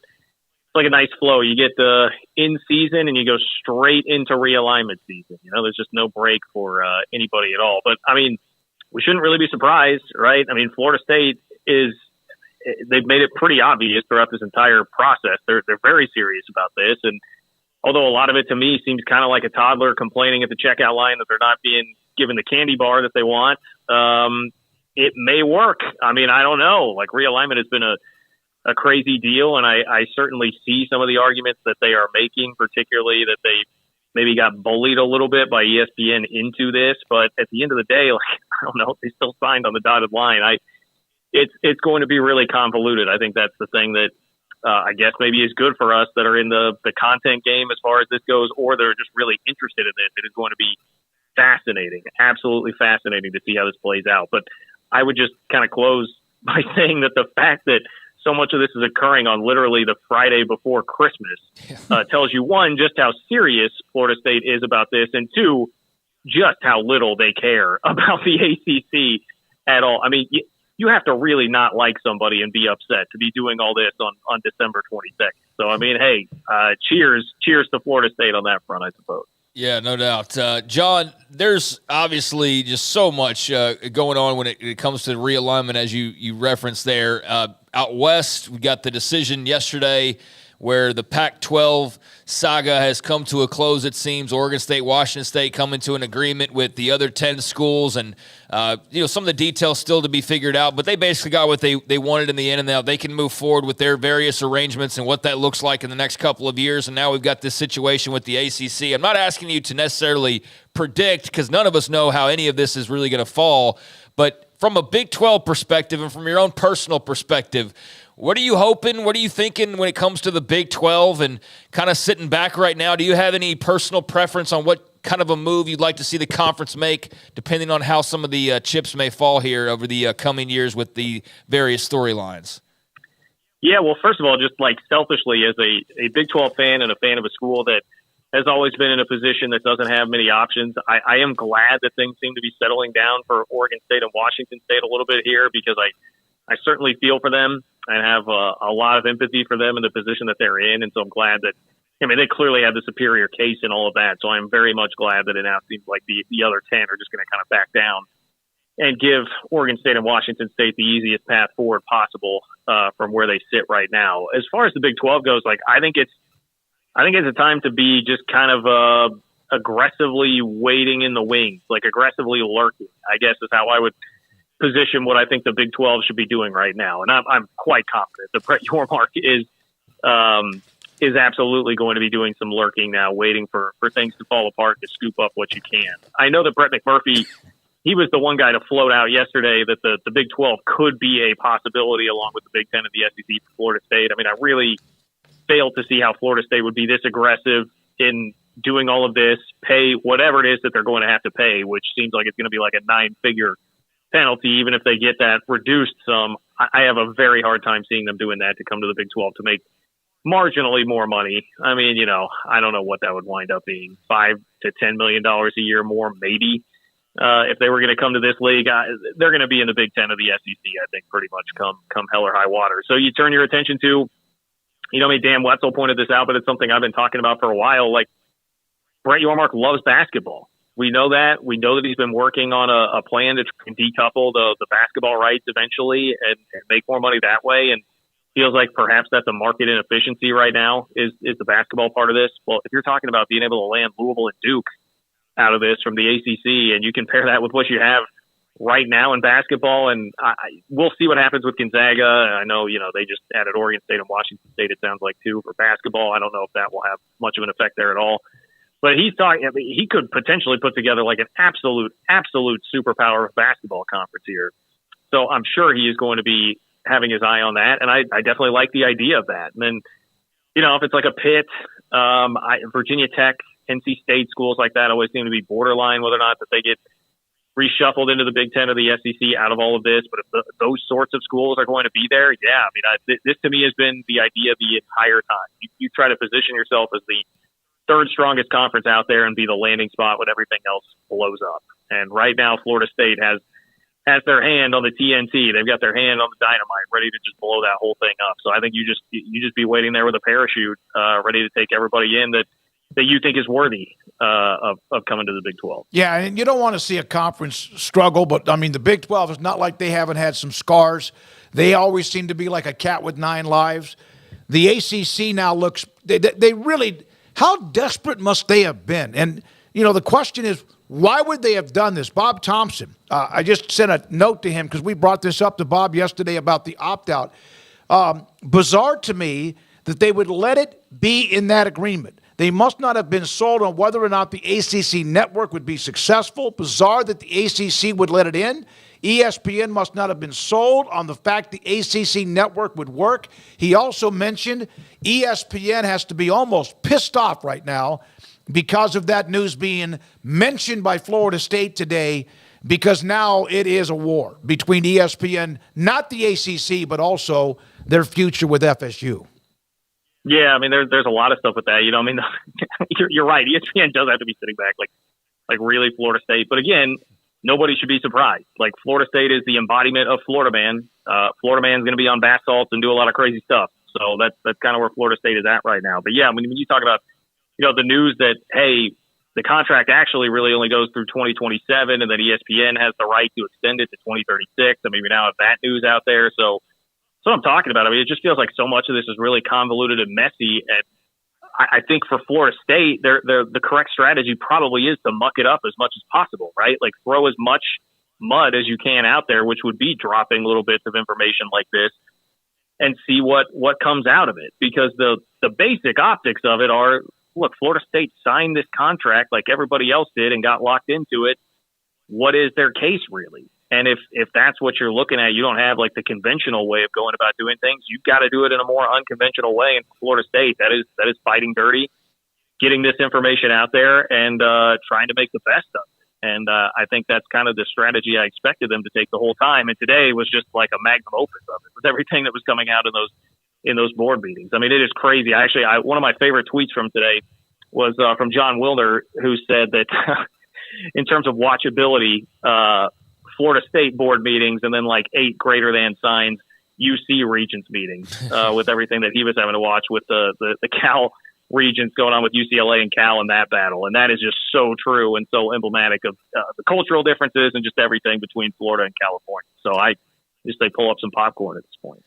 So, John, elsewhere, when it comes to Kansas State, I know we'll talk about the bowl game here in a second, but with National Signing Day, we've been talking about just how sort of weird it is, the confluence of events in the calendar. It sort of gets lost now in the transfer portal, but how would you kind of summarize Kansas State's early signing day efforts? Is it where people feel like they should be? I noticed it's not near the top of the Big 12. Is that kind of understood going in? Is that a disappointment? How would you describe where they are in recruiting, especially coming off all the momentum of last season? Yeah, there are a couple things here. So, one, it's a smaller class for K-State. They only signed 15, which is based on the numbers and the need kind of going into the year. That was definitely expected the whole time. So it's much more like a quality over quantity sort of thing. Depending on where you look, the average star rating actually in some places is higher than it was last year, but sometimes the lack of quantity in the class can drag down some of those rankings. They wound up with 8 of the 15 players as a 4-star prospect on one site or the other. It was just not a lot of guys that on like one site or were consensus 4-star prospects on 3, so it didn't look quite as good there. But I mean, it's been a long time since K-State has had a class where they had 8 guys that had a 4-star designation somewhere. And I know we talked on our podcast to Taylor Bratt, who's K-State's director of recruiting, and he said, like, hey, like Gus Hawkins, for instance, who was the first guy to commit to them, he winds up being a 4-star, but he was like, look, if Gus would have gone public with some of the offers that he got, that he just kept quiet because he was so committed to us, his ranking probably would have gone up. So, I mean, look, you can look at that and say it's excuses, say it's whatever. The other thing that's a little frustrating to me is that, the on-3 rankings when they were coming out on signing day still had K-State at like, I don't remember what it was, 9th or 10th in the Big 12. But if you go look now, K-State's all the way up to 5th.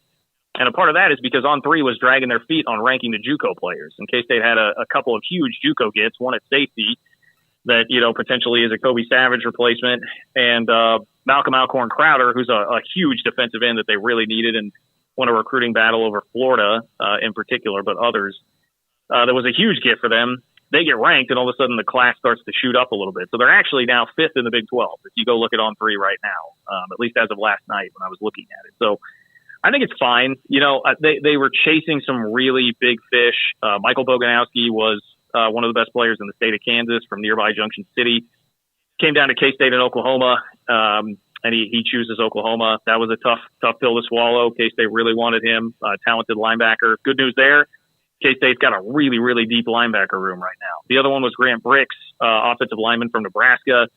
who was borderline top 100 prospect, and again went down to the wire. K-State, Oklahoma, and Nebraska. He winds up choosing Nebraska.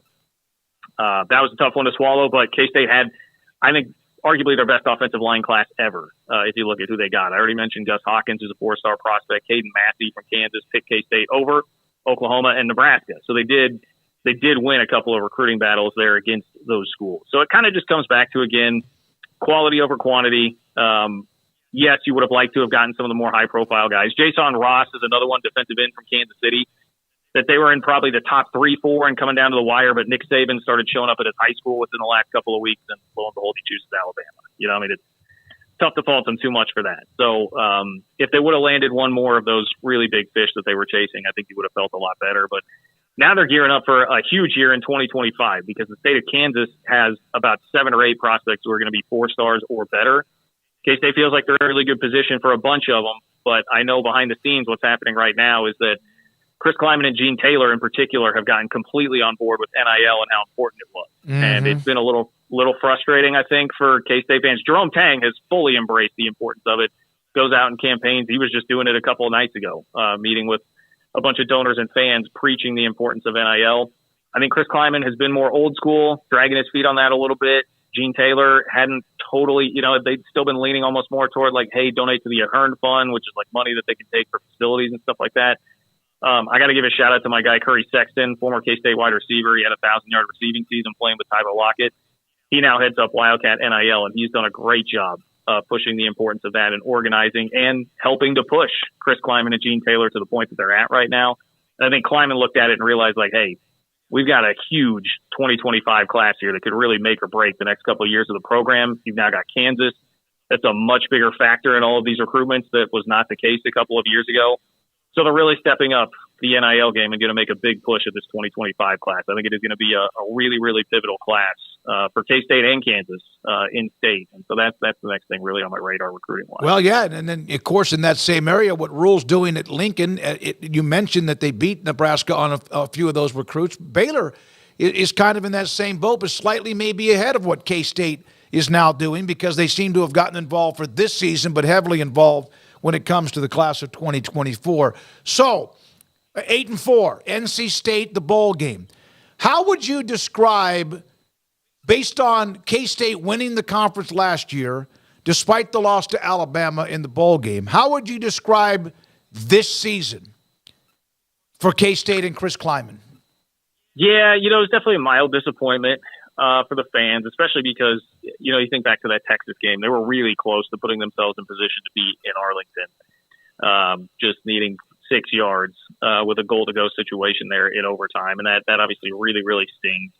And the Iowa State game, it leaves a horrible taste in your mouth. I'd be interested to know how that game goes if you had won the Texas game and a spot in the Big 12 championship was on the line. There were a couple instances there. I can just tell, like, Will Lee is the guy who has it's a hilarious highlight, just shoves Iowa State's running, chases him down in the middle of the field and then shoves him, and it looks like a Super Mario Kart thing where, like, you hit him with the mushroom and it just gives him like a little supercharge and he runs away from everybody. And K-State winds up walking on him. Now, he went to Texas A&M. He had a lot of options, really talented guy, but I think K-State felt like he had perhaps checked out a little bit at the end of the year, and they kind of let him go. So there were a lot of things happening at the end of the year there once the Big 12 championship aspiration had evaporated that I think probably led to just a really, really awful, historically bad defensive performance against Iowa State that left a bad taste in a lot of people's mouths. So you have to characterize it as somewhat disappointing, but it also is a nice sign of the times that, hey, an 8-4 season where you do beat Kansas in the biggest Sunflower Showdown since 1995 is viewed as a disappointing season. And it seems, again, like a lot of the stuff that's transpired has sparked some change. Like I mentioned, I think they were in particular bothered by Kobe Savage heading to the transfer portal, and that was one of the things that really alerted them, like, hey, all right, we've got to get on top of our NIL. I think they've upgraded a lot of the other places. Safety, we'll see. They've been great at identifying transfer portal defensive backs, tremendous at it over the last few years and sending those guys on to the NFL. Russ Yeast, Reggie Stubblefield was really good and is playing professionally now, and then they have one last year too in Josh Hayes. So they've been really good at that. I hope that they do the same, but yeah, I think you're going to see some good things happening. And look, what I want to see the most in the bowl game is not only Avery Johnson, I mean, that's the obvious. He's going to be the guy taking over at quarterback, and seems like they have a commitment from him here for at least this first year. But Connor Riley is going to get the trial run as the offensive coordinator. And I love Connor Riley. He is maybe my favorite coach on staff, just as a guy. He's a great dude. For a number of reasons, I really enjoy talking to him, and I think he's a great football mind and a great offensive line coach that probably has had options. Got to admit, I don't love, though, this, hey, give the offensive coordinator a trial run in the bowl game thing, because you're behind the eight ball then with the way you guys referenced the calendar a moment ago, the way this calendar moves and what options you're going to have at offensive coordinator if you decide that it doesn't work out. And then even then, how fair is it to judge a bowl game? A bowl game for a guy and his acumen as an offensive coordinator, when we all talk about how little they mean because there's so much variance. And he's going to be having Avery Johnson make his first start at quarterback against a really good NC State defense in the bowl game. And K-State has had some guys that have left. Ben Sinnott, for instance, is opting out of playing in the bowl game, so you're not going to have your huge weapon there at tight end. I don't know that it's a perfectly fair way to do it, but I'd imagine he's probably going to get the offensive coordinator job. And much as I love the guy, it's pretty late in his career to be stepping up for the first time as an OC, and offensive line coaches aren't typically your prototypical offensive coordinator. So I don't know. I'm a little leery of it. Certainly hope that it works out. I'll be very interested to see how it works out. I think they need to make sure that Avery Johnson is throwing the ball, because I don't think he was particularly thrilled with how he was used this year, which was basically if he was going to throw the ball, there were going to be training wheels on it. It was not happening very often, and most of the time he was just a glorified running back, which I get it.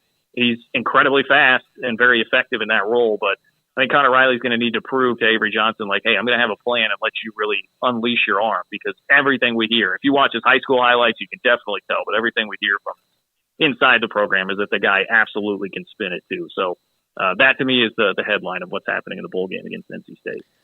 John, I think we covered on pretty much everything football related, but I'd be remiss if we didn't follow up. I think it's the last time we talked to you on just the feel around the basketball program. There was a lot of, talk past couple of weeks with Naquan Tomlin and that whole situation. Not asking you to necessarily rehash all of that, but just where does, K-State, the fan base, Jerome Tang, just the program as a whole, where does everybody kind of find themselves as we're starting to knock on the door of conference play starting up here in just the next couple of weeks? Yeah, I think things have settled down a little bit, which is certainly a positive. I guess first, just addressing what they are on the court now that, you have finality and you realize that Naquan Tomlin is not going to come, riding in on a white horse to save everybody. This is the team. This is what they've got. And look, I was at T-Mobile Center in Kansas City last night. They beat Wichita State. Solid performance. They played better in the second half, but they still, I don't know. They certainly don't have the pop that they did last year. They don't have the guys filling up the highlight reel like Marquise Noel, Keontae Johnson, and of course Naquan Tomlin. And I think like Tyler Perry, for instance, great shooter, but he's had trouble doing. He's I think being asked to do more than he probably should by playing more point guard. They're getting Quez Glover back, a guy that at one point was committed to BYU. They're going to get him back for the next game against Chicago State. He hasn't played the entire year. He played a couple minutes in an exhibition game, hurt his knee. It's just not coming back. I'm very hopeful that can get Tyler Perry off the ball some more and allow him to just be a guy that shoots, because he's small. He has trouble beating guys off the dribble. He's not overly quick or athletic. So I think that's been one thing that, and you wish if you had Naquan Tomlin in to attract more attention inside, it would probably create more open looks for Tyler Perry. Arthur Kaluma has shown flashes of brilliance at times, but the last couple of games, he's just been really streaky. Last couple of games, not quite been there. He's not really able to get to the rim, little sloppy. 3-point shot has come and gone.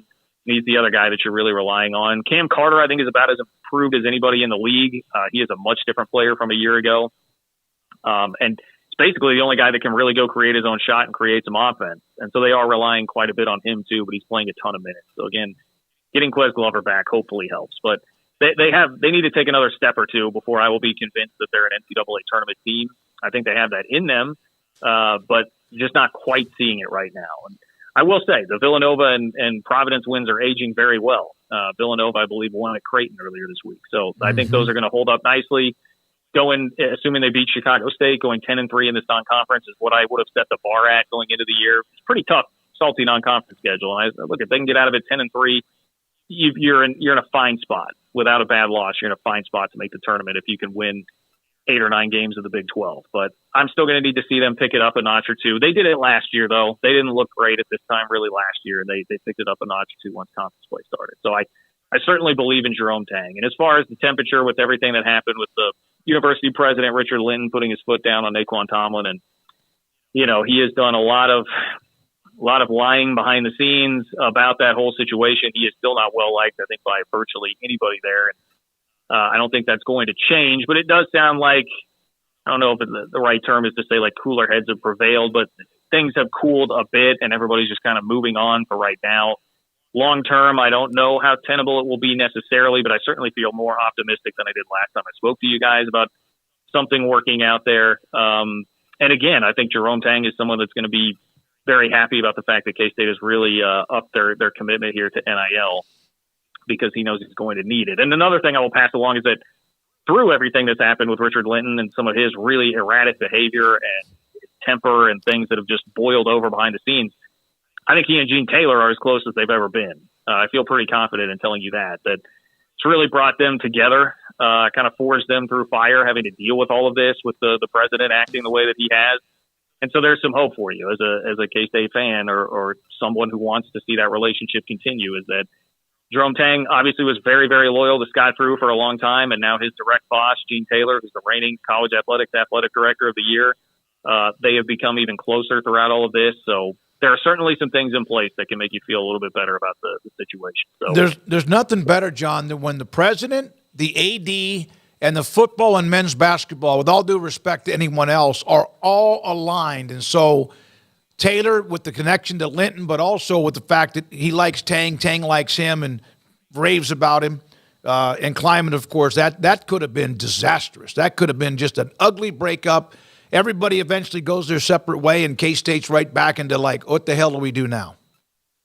Yeah, no doubt. I mean, you were staring the worst case scenario in the face, and I wouldn't say that they're totally out of the woods yet. I don't know what the decision making is going to be like at the end of the year. And with Gene Taylor, I almost want to, I think the thing you maybe worry about more with him is like, does he just say, hey, I don't want to deal with this. I'm just going to retire and ride off into the sunset. And then you're left wondering about what happens with everybody else. But for right now, it seems like things are in a better spot. It had calmed down a little bit. And look, when it was just like a 5-alarm fire every day there for about a week in K-State's world, I think you'll take that for right now and just say, all right, let's see how this basketball season plays out and kind of go from there. You want a funny tweet to close out the segment on FSU? Let's do it. Tom Fornelli. Florida State is claiming the ACC just isn't the same league due to injury, the grant of rights, in reference to the college football playoff being left out. So pretty good. Golly, this is, like you said, Craig said this yesterday. My God, right before Christmas. You have to be an angry group to be able to do that, but it's the way it is. Have a great Christmas weekend. John, thanks for your time as always, and we'll talk to you again soon. Hey, anytime. Merry Christmas to all you guys. Appreciate you. John Kurtz, Kansas City, KC Sports Network with us on 365 Sports. This Florida State thing, Craig, and we're going to come back. We'll discuss it more, then we'll eventually get to Grayson. This was like hammered down. It's not just, okay, we're going to meet again in 2 weeks. And then you wonder, where is the ACC network, where is, when it comes to dumb, the ACC compared to what we saw, the disaster of the Pac-12? Yeah, I think we got a super chat that Garrett just texted us about. But, I mean, I don't know. I think that's an apples and oranges comparison. The ACC is about to fight a legal battle where one of their teams is trying to negate their grant of rights, or probably in more honest terms, not even negotiate getting out of their grant of rights, or getting out of their grant of rights via the court system, which would be ideal. It would be ruled that it's unenforceable, but probably trying to just simply get a settlement of some sort is the most logical thing here. Is not banking on the courts giving you a decision however long down the line, which you're not wanting to wait years and years to drag this out. So the other option, like with the Pac-12 and what we just saw yesterday, would be a settlement of some sort. And if you can get that $500+ million, knocked down to $100 million, and then you bring in the whole private equity aspect of this, and that's actually manageable as opposed to nearly $600 million that you're on the hook for in theory. So They're going to battle that, and we'll see what comes out on the other end. The Pac-12 was a totally different thing. There was no team trying to sue them to get out of the grant of rights. Their teams wanted to be there. Their teams were negotiating the television contract. Florida State's arguing against the television contract that was signed years ago and saying that basically the ACC failed them because the ACC was negotiating on behalf of those schools and agreed to a deal with ESPN that in multiple different ways wasn't in the best interest of their schools. For one, the fact that here in 2023 or what was the year, 2027, I guess 2027 is when, past that mark, they're not guaranteed to make any more money, despite the fact that we've all been pointing to 2036. So they're under contract for 2036, under contract.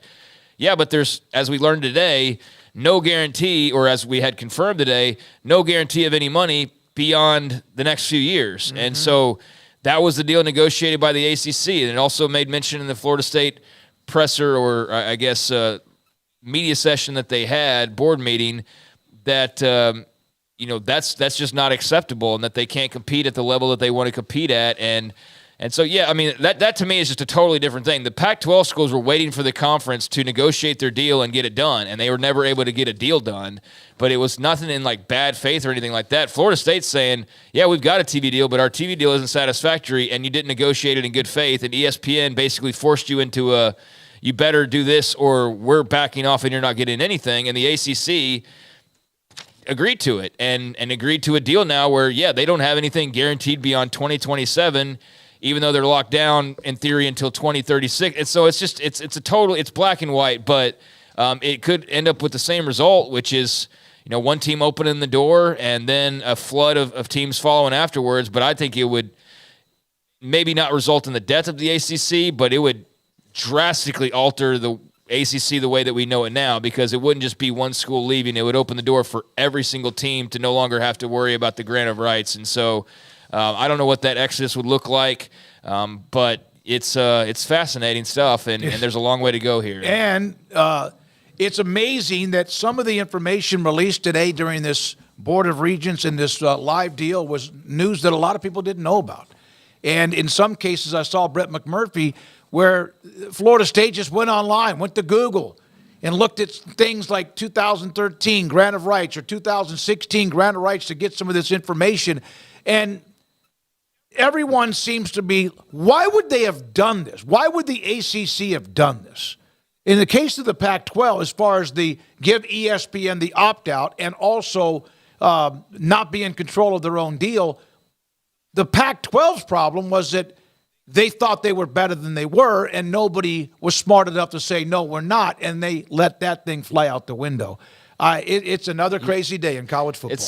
Yeah, I mean, they're not really similar. It's just that the outcome could be I'm not saying they're similar. I'm saying both of them screwed the pooch. There's no question. Yeah, and so the ACC is now going to, put up their dukes and see what kind of a legal battle that they can, I guess, form against Florida State in response, and we'll go from there, or they'll have multiple conversations and agree to some settlement down the line. I mean, there's so many different ways that this could go, but here we are, and the ball's rolling now, and there's no more warnings or threats or any of that. I mean, they're following through with it, and they're going to the courts today, and it's all going to be in motion. So yeah, let's see where it takes us, but the ACC is, on shaky ground. I think that's more than fair to say, but I don't think anybody really has a great grasp on what exactly to predict where this heads. All right, Super Chat. Thank you very much. Payson Cougar fan, BYU, Merry Christmas. Go 365 Sports. Go Cougars. Go Big 12 in Utah. Go anywhere else. And then Kim Coulter, also a Super Chat. As I mentioned, hey, contribute to my golfing bets that I have coming up in the next few days. Putt better, get that cigar out of your mouth from Kim Coulter. Both of you, thank you for the Super Chats as we hit the holiday weekend. Yeah, go BYU. Appreciate that. And fun little message there, and awfully kind gesture. So do appreciate that from, who was that, Cougar fan? Payson Cougar fan. Payson Cougar fan. Merry Christmas or Happy Holidays to you. And again, thank you for that. And thank you, Kim. I'm wearing a hoodie that Kim sent on over just a few days ago. And It's very nice, and it's definitely great to have a World Series champion Rangers sweatshirt. Especially with what the Dodgers are doing. You may not get another one.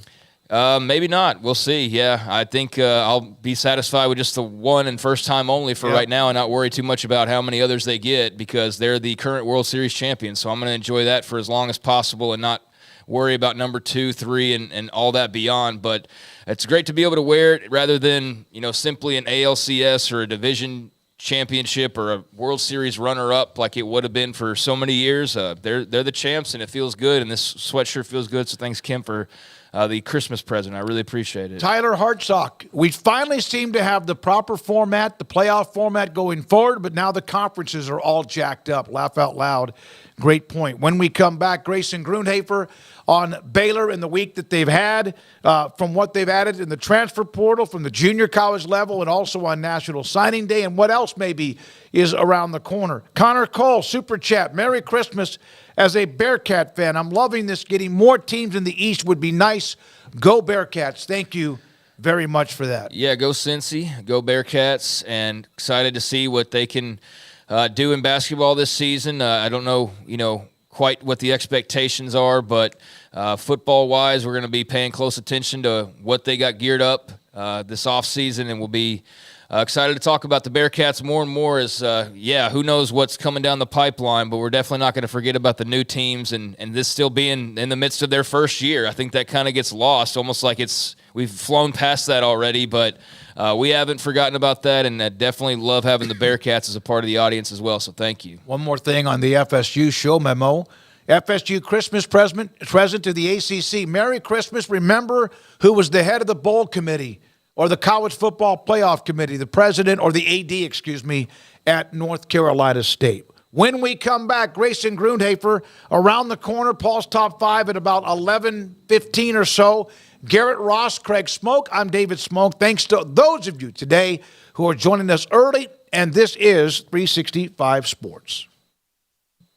Richard Carr, Buick GMC Cadillac, they are the people that you can count on. They're the people that I've counted on and thousands of people around this area have counted on over the past couple of decades. And right now, they are very much in the Christmas spirit, very much a family-friendly and focused dealership over at Richard Carr. And they want to make the holidays as happy and memorable as they can possibly be for you and your family, and also make it as safe and comfortable as it can be for your family. They are a family dealership, and it's a very special time of year with family and friends. They know that time and experience is precious, so they want you to feel safe traveling around with your family. They want that to be a priority for you, that peace of mind. So whether you need a new SUV to travel in during these coming weeks and months, or you are just looking to get service on your existing car and truck, they are there to give you the best deals and the best service during the holidays and all year long at Richard Carr. And right now, that includes the Buicks with the perfect combination of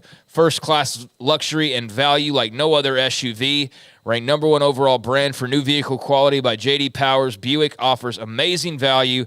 And right now, you can save thousands on qualified buyers can get 1.9% financing on Buick's top-rated SUVs. Plus, if you're a military or first responder, you can also save an additional $500. You can contact the dealership in person, over the phone, or through the website, richardcar.com, for more information on that. But perhaps you're not looking to buy new. You're looking more of the pre-owned route. Well, they trade for the best, so they have a lot full of quality pre-owned cars and trucks in stock to choose from as well. Over 90 used cars and trucks in stock to choose from, all inspected with a 172-point inspection and the Richard Carr seal of approval, plus the financing goal at Richard Carr's 100% credit approval. They say yes when others say no. So whether you're looking to get into a new Buick, and they've certainly got a lot of great offers there, or you're looking to go the pre-owned route, they want you to be safe and sound and have great peace of mind with family and friends traveling during this holiday season or just getting around to wherever you're going to. So check out the dealership run by proud Central Texans, proud Baylor Bears. Log on to richardcar.com today. Call now or go see them now off Highway 6 at the Imperial exit. With so many companies and policies out there, it gets so confusing shopping for insurance, and I never know if I'm getting the policy that's right for me. Luckily, I met the team at the Niche Group Insurance Agency. With the Niche Group, you can go to one company and get access to coverage options from many insurance carriers, and you get to speak to a real person about your specific coverage needs. With the Niche Group, I know I'm getting the right coverage at the right price. If you need insurance, talk to the experts at the Niche Group at 1-800-258-8302. Baylor alumni are more than 160,000 strong. When we all join hands to support our university, we don't just move the needle, we move mountains. Working together, we create life-changing opportunities for students on the field, in the classroom, in the laboratory, and in life for generations to come. So get connected, get involved. Learn how at baylor.edu/alumni. Petty Clinic Men's Healthcare in Woodway is now proud to offer you men an exceptional weight management body sculpting product called semaglutide, also known as Ozempic or Wegovy. Semaglutide is an FDA-approved weight management medication. Once-a-week injections of this powerful medication offers an average body fat weight loss of 20% within the first year of treatment. In addition to body sculpting, semaglutide also normalizes blood sugars and has the clinical research proof of reducing blood pressure, cholesterol, stroke, and heart attack risk. If you're like most men and you have stubborn fat that will just not respond to typical diets and exercise, then help is finally here. Semaglutide, affordable, highly effective. Google search Petty Clinic Waco and reach out to the Petty Clinic team today for a free consultation with Dr. Petty to see if semaglutide is right for you. Go to pettycliniclowt.com. There are 26 letters in the alphabet, over 600,000 words in the dictionary, and just 3 of them said together can change everything. Let's order pizza. Those 3 words lead to dough made from scratch and 3 fresh signature cheeses that blanket golden crust in a heavenly melt on Marco's Pizza that'll blow your mind. So visit marcos.com to order and stop by Marco's Pizza in Belmead, China Spring, Woodway, and in Robinson. Marco's. Pizza lovers get it.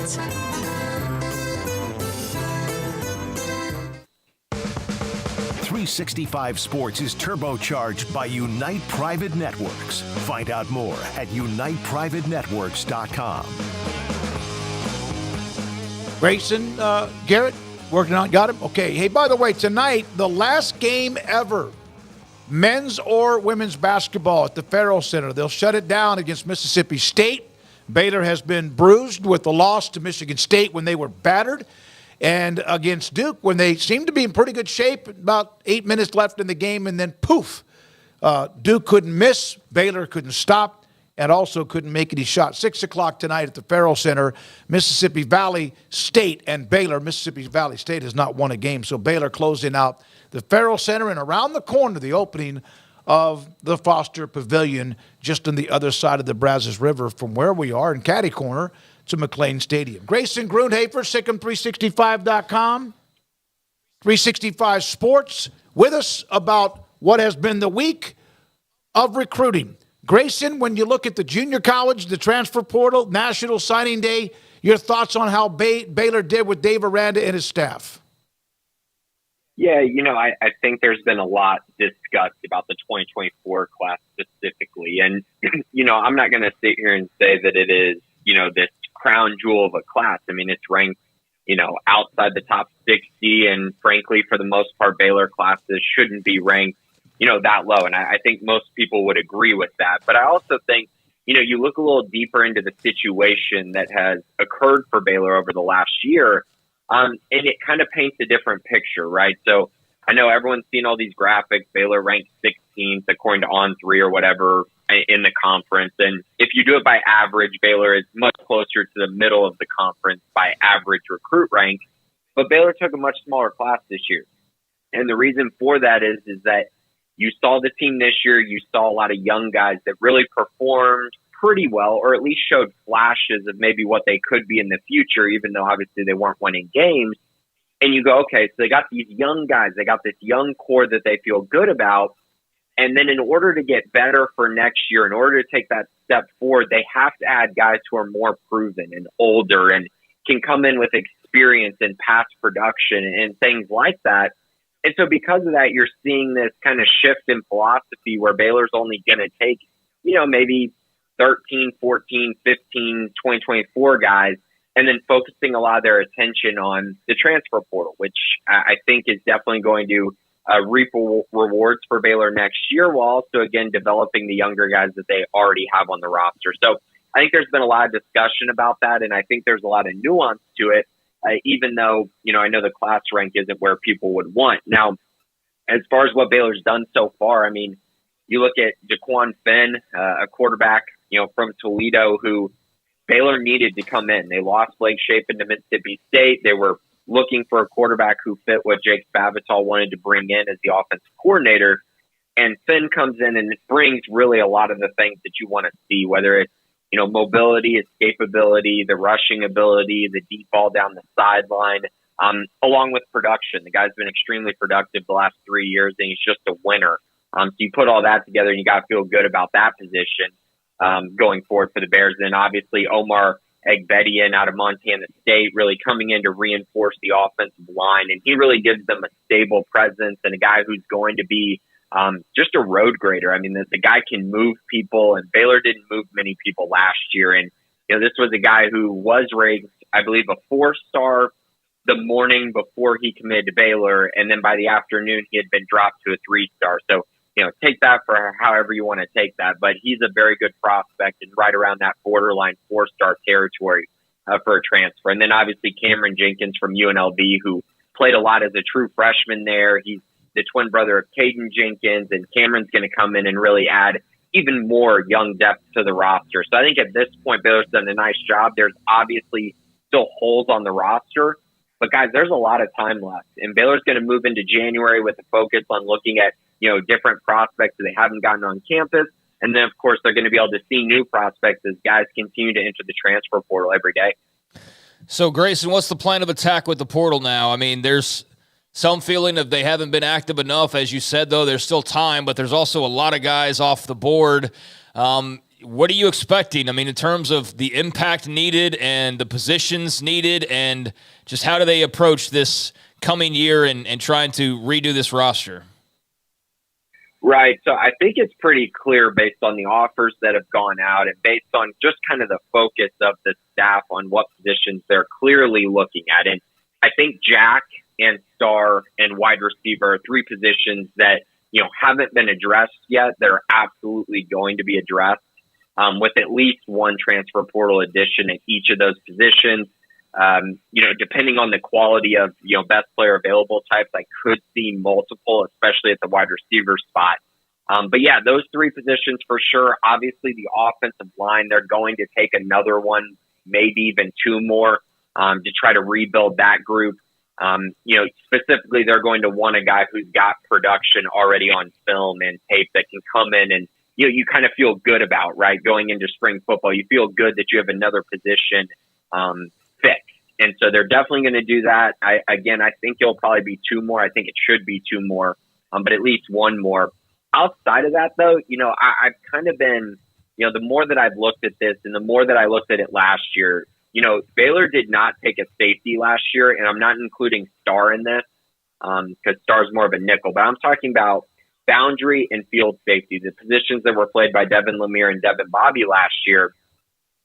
Those 2 positions really, I felt like, struggled at times last year. They had moments here and there, but there was not enough depth at the position, and the tackling was not good enough last year either. And so, Devin Lemire gets hurt early in the season, and you're relying on either a true freshman, DJ Coleman, or Alfonso Allen, who's now in the transfer portal, to come in and really play a significant role. And that's really a tough ask, I think, for that group. So I would be really shocked if they didn't go out and add a safety, a deep safety to come in and at least add depth to the 2 deep. You'd like it to be a starter, but, a guy that's in the 2 deep to at least allow this group to rotate more and at least have more experience and more talent on the field more often. I just think that's a position that I'm not seeing them really focus on right now, that I do feel like is one that I think could be needed for this roster to really round into form. Well, there's still coaches that need to be hired too. And now that we're past signing day, is that now the focus as they hit the holidays? What you expected, tight end or obviously running backs coach? What's going to happen with those staff opportunities? Well, they already got Keenan Hall in there to do the running back side of stuff, so they're good there. It's really just tight ends, I think, is the only coaching spot that's left open, and you're got to try to figure that out. Obviously, Sean Bell was going to take over that role, and now he's going to Houston. So I think that's going to be an interesting, hiring position, because you look at kind of what does the staff need, and I think you immediately turn towards recruiting, and I think that makes a lot of sense. But I also look at it as, man, you got a really talented tight end room. And for a lot of the criticisms that a lot of people have said about Jeff Grimes, the one thing, he absolutely did well was recruit tight ends. I mean, that position looked really good, infinitely better than at any time I've seen the Baylor tight end room in my time watching Baylor. They've taken a huge step forward. There's a lot of good young pieces there. So you would like a coach that could come in and develop that group as well as being a good recruiter in general. So I think that's a part of it for sure. But I also think, during this stretch, they're still going to send out offers. They're still going to be able to contact recruits, call, text messages, everything like that. You just can't have recruits on campus. So the transfer portal is still going to be extremely busy. It's just going to be a little bit more difficult to get commits right now just because, transfers usually want to visit before making that decision. There is a little bit of an open period, January 3rd through the 7th. That's going to be very important. You'll have visitors during that stretch. And then the portal, the dead period ends on January 12th. So that's where things become even more open. As you learn more about him, what are your thoughts on DeQuan Finn? I mean, we had a pretty good interview with him just yesterday, and just how this all sort of unfolded from your standpoint with him in the fold now. What does that kind of mean, and what are your thoughts on him as a prospect and a player? Yeah, I think that, again, it's one of those things where you're getting a guy who's a proven commodity. He was the MAC's most valuable player this past year. And I mean, he's just done a lot of really good things during his time at Toledo, and he's been ultra productive for 3 straight years. And I think that's really important for Baylor to kind of know the kind of production that you're going to get and really be able to count on that. And I think they're going to get that with DeQuan Finn, and he's going to come in. I think he's pretty easily going to throw for, something like 2,500 yards and at least going to run for about 600 yards and have right around, 25 to 30 touchdowns. That's what he's done the last 3 years. So it'd be pretty shocking to not see him perform at that level. But I think the bigger thing with him, and probably the thing that matters the most in all of this, is he has won football games. And, Toledo had a stretch in there from 2018 to 2020 where, they were just kind of a 500 team, to be honest. And this was after coming off a really nice run there in 2017. But during that 3-4 year stretch, they were just, 6-7 win team. And when he became the starting quarterback, they won 7 games in 2021, then 9 games in 2022, including a MAC championship. And then this past year, they won 11 games. So continuing to get better and better as he became more ingrained in the offense and the culture there at Toledo. And really took that program to a very high level this past season. And that's really cool to see. Obviously, averaging over 31 points per game during his time as the starting quarterback is really encouraging as well. And I think just in general, Baylor, I don't think could have asked for a better prospect to land at the quarterback position than DeQuan Finn. I mean, he fits everything that they need. And realistically, I mean, to get a guy that is a most valuable player in a league that is, fairly good in the MAC. I mean, that's a really big deal. And I'm not sure that enough people realize, just how good he was at Toledo. And it's a huge pickup for Dave Aranda and Jake Spavital. And I know that as the season ended, and of course the last several weeks was a nightmare year for Baylor and the fans, and how many darts were thrown at Aranda, Grimes, Mateos, etc., and Pallage. But when we've talked to players, and including DeQuan Finn yesterday, they raved about Dave Aranda. They raved about who he is. Now, he's a nice guy. Everyone knows he's a nice guy, but there were more than he's just a nice guy comments from Finn and others about Dave Aranda, the football coach. Have you noticed that too? Oh, absolutely. And I mean, guys, that's not shocking at all. And it's something that I tried to reiterate for months when people were trying to, make there. A lot of people really wanted Dave Aranda to be fired, and a lot of it was saying, the culture, the team, and all these different things, and that's great to say in theory, but I think the proof is what's happening right now. And the fact of the matter is, you look at the guys that have transferred away from Baylor.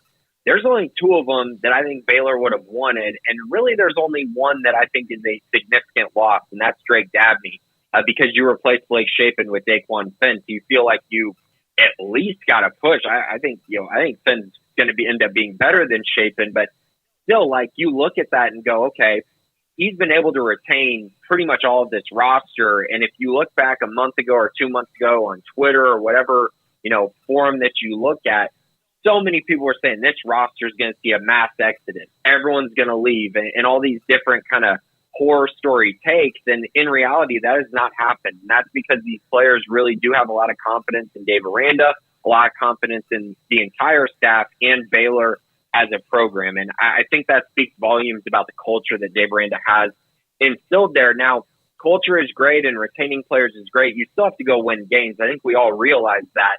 But I do think that you're exactly right. The players respect Dave Aranda, and they really do think that he is the guy that can lead them, to a bright future. Grayson, Alex Foster didn't sign on signing day. That wasn't a surprise. A big-time defensive lineman prospect, not necessarily by ranking, but certainly by the fact that Texas is hot and heavy on his heels, and I don't think we're going to doubt their ability to scout defensive linemen at this point. But while that wasn't unexpected, have you gleaned anything from what to kind of think here over the next few weeks as he waits until National Signing Day number 2? Anything changed in terms of the Alex Foster story? Not a ton has changed there. I still stand by that Baylor is the leader right now. As things progress, you never know what may happen. You never know what could change leading into February. But I do think that Baylor is still in a really good spot to land him, and they really do need to land him. That's a priority for Baylor. And I think, it's one of those things where I think Alex Foster is going to probably have to look at this and go, okay, do I want to go in and be the backup option at Texas, or do I want to be the guy at Baylor? And I think that's going to be a big decision that he's going to have to make. But I think in general, Baylor's done an amazing job recruiting him. They found him really early on, and he's a guy who, in my eyes, is probably the best recruit in this class. I mean, he's a very, very special prospect, great size, fits exactly what they want on the defensive line. And I think he would be a huge loss, and that's why Baylor has really, really made him a priority, a huge priority going into February. And even, this early signing day, they really have tried everything they can to keep him and to get him to Baylor. So that's going to be an interesting story to follow, and definitely one that the Baylor staff is working on heavily, and something that's going to be very interesting to watch. But yeah, that's a huge piece of the puzzle as Baylor moves forward into the second signing day. I know we don't normally ask you about basketball because we're so busy with football news, but any thoughts on where Scott Drew and the men find themselves, particularly after that loss the other night against Duke? Yeah, I think you look at the Michigan State game, and you can kind of write that off as, Michigan State kind of had a get-right spot, and they played really well. They played their best game of the year, and Baylor did not. And so that's what happens when, that result is kind of what happens in those situations. But I felt like in the Duke game, you saw some problems there just continuing to reoccur for Baylor. And simply put, they're not good enough defensively right now.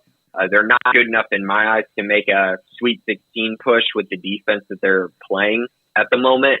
And while they have a good offense, you do see at times they still have an inability to get into the lane. And if they're not able to get into the lane, it really stops everything they do. I think they're a little bit too careless with the basketball right now. There's just a lot of things that weren't right these last 2 games. The good news is they have a little bit of a stretch here to get ready for conference play and make some adjustments. But ultimately, I think the biggest thing for me watching these past 2 games is defensively just how much further they need to go if they actually want to be a serious title contender.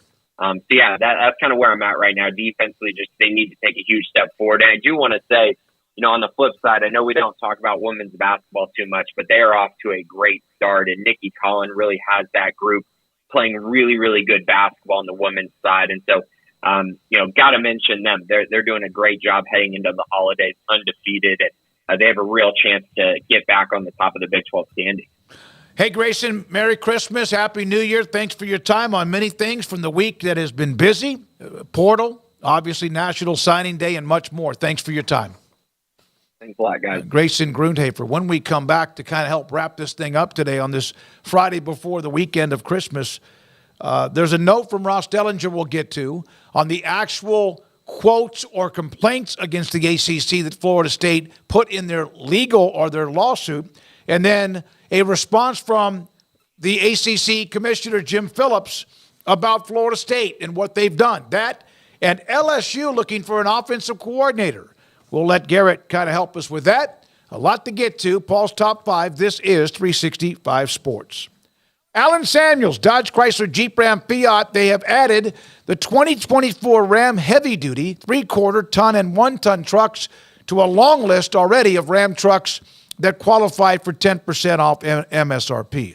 Also, the Ram DS model trucks, 15% below MSRP. A great selection of hard to get, and yet they are available at Alan Samuels. Last call on Challengers and Chargers in stock for immediate delivery. Over 300 new and about 100 pre-owned cars and trucks in right now on the lot with all sorts of makes and models available to you. David Gray, the general sales manager. AJ's the one who helped me buy a car back in 2020, which was a pre-owned car that all of a sudden I looked off to the distance. I went, man, what's that? That looks nice. And I've been driving it ever since. Great team of people. Ted Teague, general manager, CEO.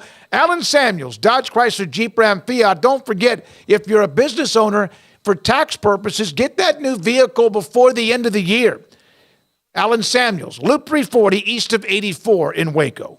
Pizza, burgers, and Bears football. There's no place around Waco that serves them all other than Bubba's 33. Come show your green and gold and enjoy some of Waco's best food and beverages while watching your favorite team, the Bears. When real Bears fans get hungry, Bubba's 33 is the #1 spot for ice-cold drinks, hand-stretched, stone-baked pizzas, and bacon-infused burgers. Join us for indoor or patio dining. Bubba's 33, Waco's restaurant and proud supporter of Baylor Bears football. Sick 'em, Bears.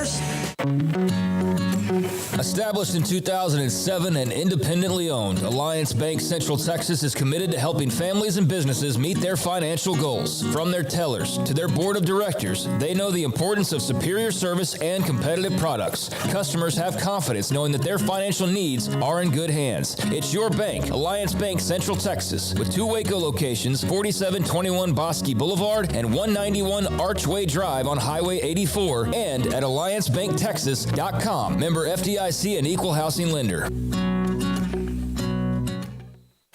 At Ideal MRI, we feel blessed to be part of the Waco community. We're a small family business here in Central Texas. At times like this, the cost of healthcare has never been more important. And unfortunately, significant illnesses and injuries still occur. And that's why Ideal MRI is open and here to serve you through this difficult time. So if you need an MRI, ask your doctor about Ideal MRI. You can schedule online in minutes at idealmri.com or call 833-IDEAL-MRI.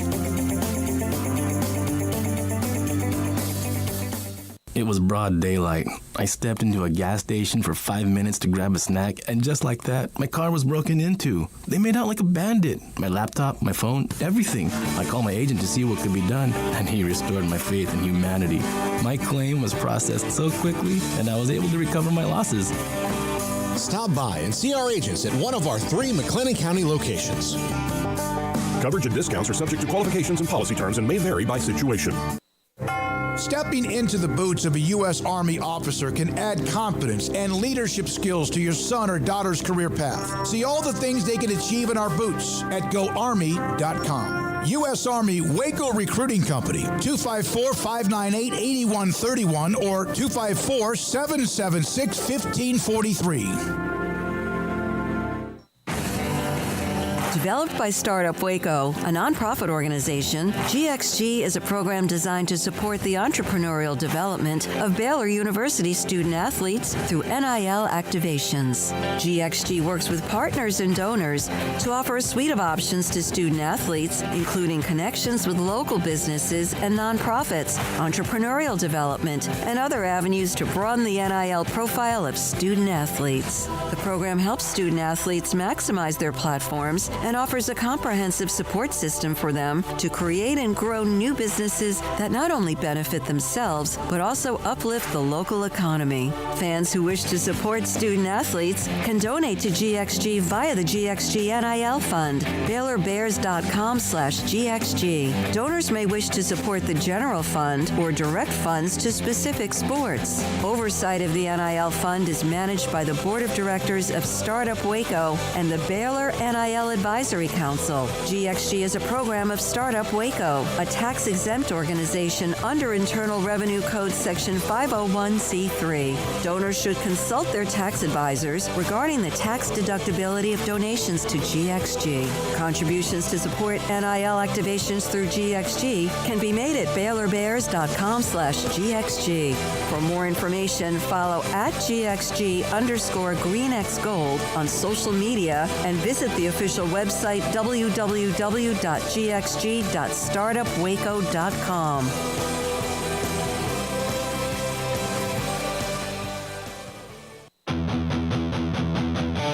This is 365 Sports, powered by Sikkim365.com. Enjoying the show? Hit the like button and subscribe. All right, so to wrap up so far today, the Florida State Board of Regents did meet.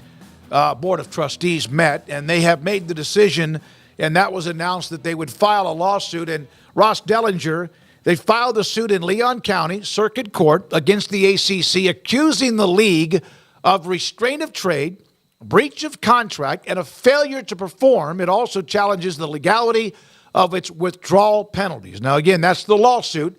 Now, how Florida State goes on from there and how the ACC also responds. Here's a statement from the commissioner. They're going to have a fun little get-together the next time everybody's in the same room. Florida State's decision to file action against the conference, direct conflict with their longstanding obligations, clear violation of the legal commitments to the other members of the conference. All ACC members, including Florida State, willingly, knowingly re-signed the grant of rights in 2016, which is wholly enforceable and binding through 2036. Each university has benefited from this agreement, millions of dollars in revenue. Neither Florida State nor any other institution has ever challenged its legitimacy. Also, they went on to talk about the student athletes and all of that and NCAA championships. Bottom line, we are confident the grant of rights, which has been honored by all universities who signed similar agreements, will be affirmed by the courts, and the conference's legal counsel will vigorously enforce the agreement in the best interest of the ACC's current and incoming members, Cal, Stanford, and SMU. Now, LSU looking for an offensive coordinator. Garrett Ross, they had the most prolific offense in the country with Heisman Trophy winner Jaden Daniels and Neighbors and others. And now Benbrook is headed back to where he's been a couple of different times to Notre Dame. Yeah, this was you had some smoke coming out last week about that this could be on the horizon. It's really unfortunate because, I mean, you look at that offense last year, they were really prolific. You had Jaden Daniels, who won the Heisman. Benbrook found himself as a finalist for the Broyles Award at the end of the season. I don't know where you go from here if you're LSU, and you got to think. The way I'm looking at this is, when you bring in the new guy, how does he evaluate Garrett Nussmeier and the whole quarterback room as a whole? There's a lot of questions I have. I feel like LSU is taking a step backwards. I don't know where this is going to go. I don't know where you're going to go from here. I don't know Brian Kelly's connections, but you're going to have to get somebody in here who can implement this high-flying offense, because that's the new way. That's the way everybody in LSU is expected to see these prolific, high-flying offenses. But, yeah, you got to find somebody that's – I don't know where you go from here, man, but it's interesting to see. Yeah, Mike Denbrock was very familiar with Notre Dame. It's his third stint, I believe, going back to South Bend, and already has some experience coaching with Marcus Freeman. Had obviously a very exciting and fun offense, and clearly the best player in the country.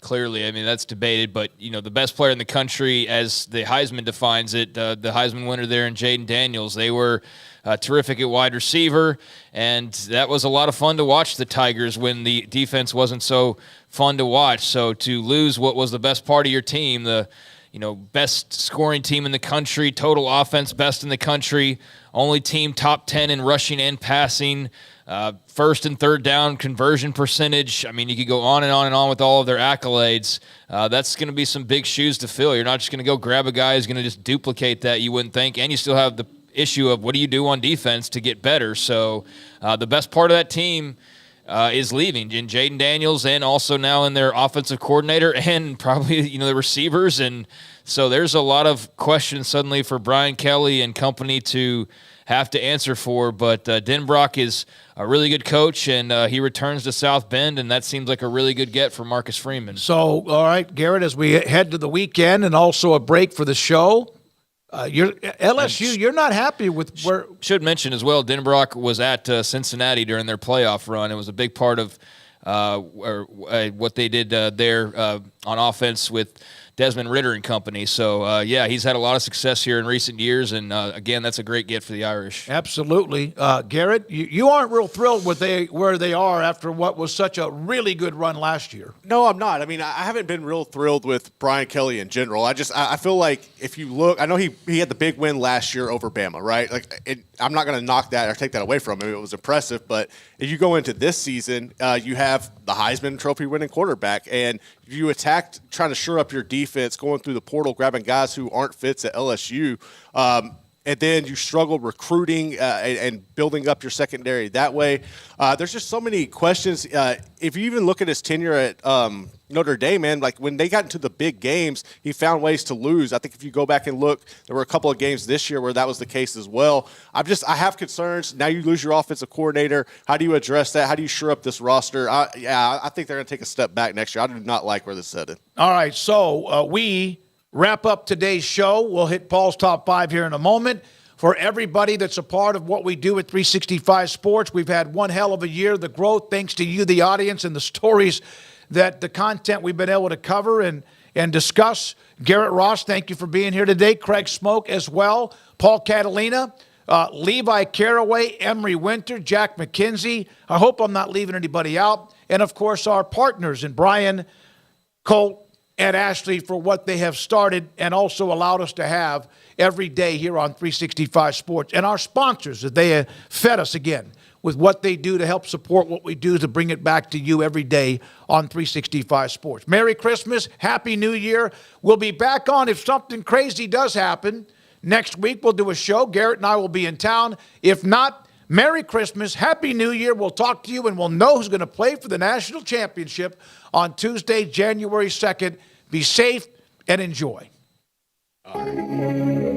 It's time for Paul Catalina's Top 5, brought to you by Texas Beef House. Where's the best beef in Texas? Your house when you order from Texas Beef House. Unleash the flavor of Texas-raised Wagyu. From our pasture to your plate, TexasBeefHouse.com. Welcome in, Paul Catalina and Garrett Ross. This is the last Top 5 of 2023. As we say goodbye to this year, and Merry Christmas and Happy New Year to you all, and certainly appreciate you watching this when you do, whether it's live or later on YouTube. This is a fun segment. We love to do it every single day. So this, I promised yesterday that after we did Michigan and Bama, now we're going to talk about UW and UT, Washington versus Texas. Top 5 questions about Washington and Texas. Number 5, is Washington physical enough? Because if you're going to beat Texas, I think Oklahoma did a really good job of this. They match them punch for punch. And Texas is very physical. They have 3 dudes, T'Vondre Sweat, Byron Murphy at defensive tackle. I'm not even talking about their great defensive ends. No. And then Jalen Ford at linebacker. Those 3 dudes are so carved out of marble, like just tough dudes, that, and I know like saying T'Vondre Sweat's carved into marble is a bit, but you know what I'm saying? Yes. Like just, they are tough. They've got offensive linemen that for the first time in a decade are absolute street brawlers. Yep. Washington has some of those guys too, but you're going to have to raise the level a little bit when you play a team like Texas. That is where like Can they match that? It's going to be, you're going to have to absolutely know that this is not like, this is going to be some bare knuckle brawling down in the trenches. I would say if you would have asked me this question prior to the Pac-12 championship game, I would have said hell no. Like not even close. But after watching Washington play Oregon the way they did, like they physically dominated Oregon. That was really impressive, and they also were able to get their rushing game going, which is something we've heard about over the later part of the season. They've been able to implement that. I think they can to an extent, but after a while, Texas is going to wear them just like they've done everybody else this season. Yeah, absolutely. Number 4, what team makes a special teams play? I think that's going to be a huge difference in this thing is Xavier Worthy punt return or Washington blocking a punt, like something like that to me in a game that I think is going to be very close and probably going to be a little bit like good defensives, but you may not see them until – like you're going to see big plays in this game because there's a lot of skill players.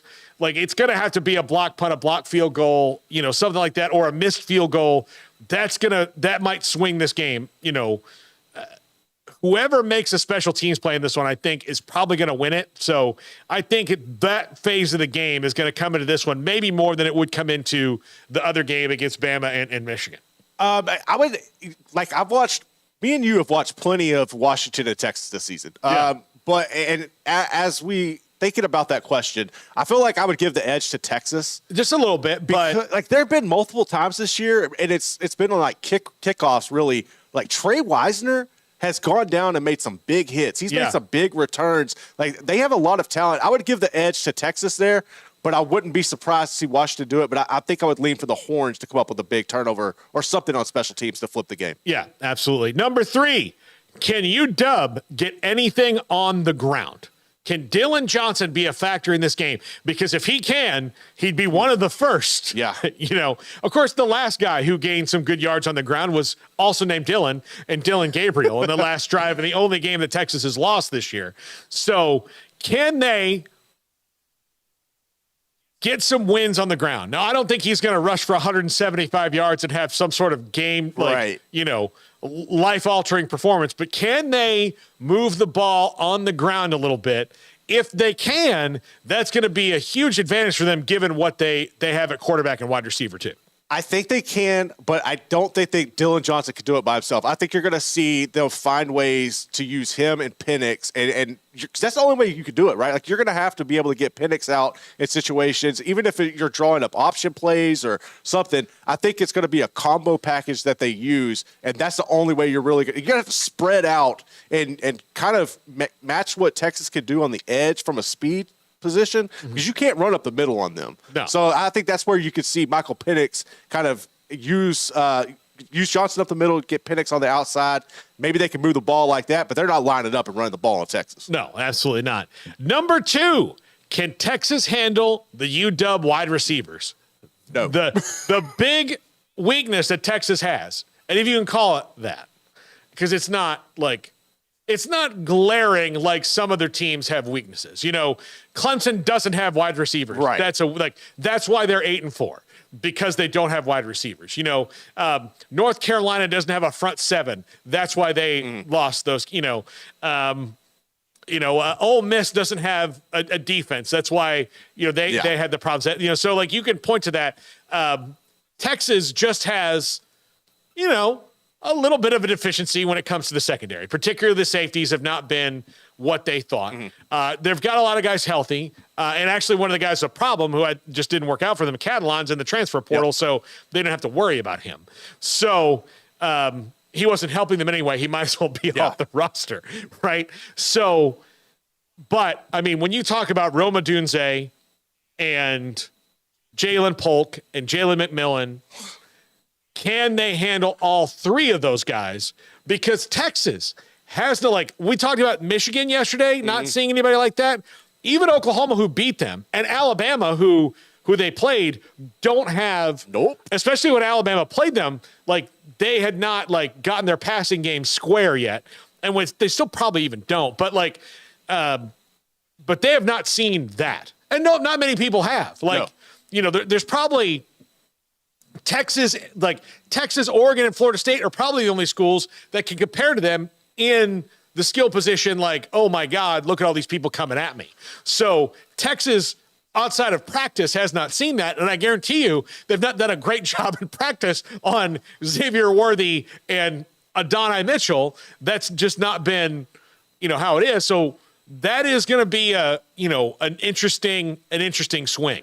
It is. And that's a good point you bring up there, because I think the only way that Texas's secondary has even remotely seen a core of receivers that look this is in practice. Like, that's really the only place it's been. I think for me personally, Rome Odunze has been one of my favorite receivers all year long. He is simply remarkable. Having McMillan back is going to be a difference as well. With Ryan Watts not being healthy back there, I know he's going to have time. They're expecting him to be back, but him not being 100% is something that's detrimental to Texas in this situation. I don't see a way realistically. I think they might be able to draw something up where they eliminate Odunze, but then Polk and McMillan kind of take over. But there's no way that they could slow down all three of those receivers from Washington. Yeah. Washington's going to make some play. Even if they lose the game, Washington's going to make plays with those guys. They're going to get theirs. And number one, which big-time skill players, to follow that up, went out? Is it Worthy and Mitchell and Sanders, Whittington and Baxter, or is it those three wide receivers and Dylan Johnson? Who makes those plays, the big game-changing plays, the most? Because that's the team that's going to win. Whoever, this is going to be a really splashy game. I think if it winds up being a defensive showdown, I'll be the first to admit I did not see that coming. But I expect to see defense make big plays in key moments. For Texas, I kind of expect this to be kind of like Kansas State. If you want to compare it to a game of where there's a team that can match them a little bit, and just that's probably the best. Or Oklahoma. This is Washington's 2 games against Oregon. This is this is what they're going to see again. So which of those guys make the big plays? Does Rome Odunze score the key touchdown? Does Xavier Worthy score the key touchdown? Who makes the big play, and who makes the big play also? Somebody in the secondary, can you make a big play? Can you get a pick? Those things are going to be the keys, because I do think that in the trenches, those guys are going to have some plays. I think especially T'Vondre Sweat and Byron Murphy will make plays. But who is going to be, the guy who makes the big, oh my gosh, this just changed this game play? I might say Penix. He's a guy who all year long has done that. He was in the running come up second to Jaden Daniels in the Heisman run. I think he should have won it in general, honestly. I think he might be the guy that makes the play, because this is an opportunity to ride off in the sunset. You got to go on to the national championship and do that as well. But I like him. I like the stage for him. I think he's a guy that can kind of use getting slighted for the Heisman as some motivation, come out, have a big game against Texas, and keep the Huskies dreaming alive for another national championship. Yeah, absolutely. Well, that's going to do it for us for 2023. Merry Christmas, Happy New Year, Happy Holidays to everybody. We love you. We thank you for watching whatever you do. Have a great end of your 2023 and start your 2024. We'll see you again on January 2nd. Love you, everybody.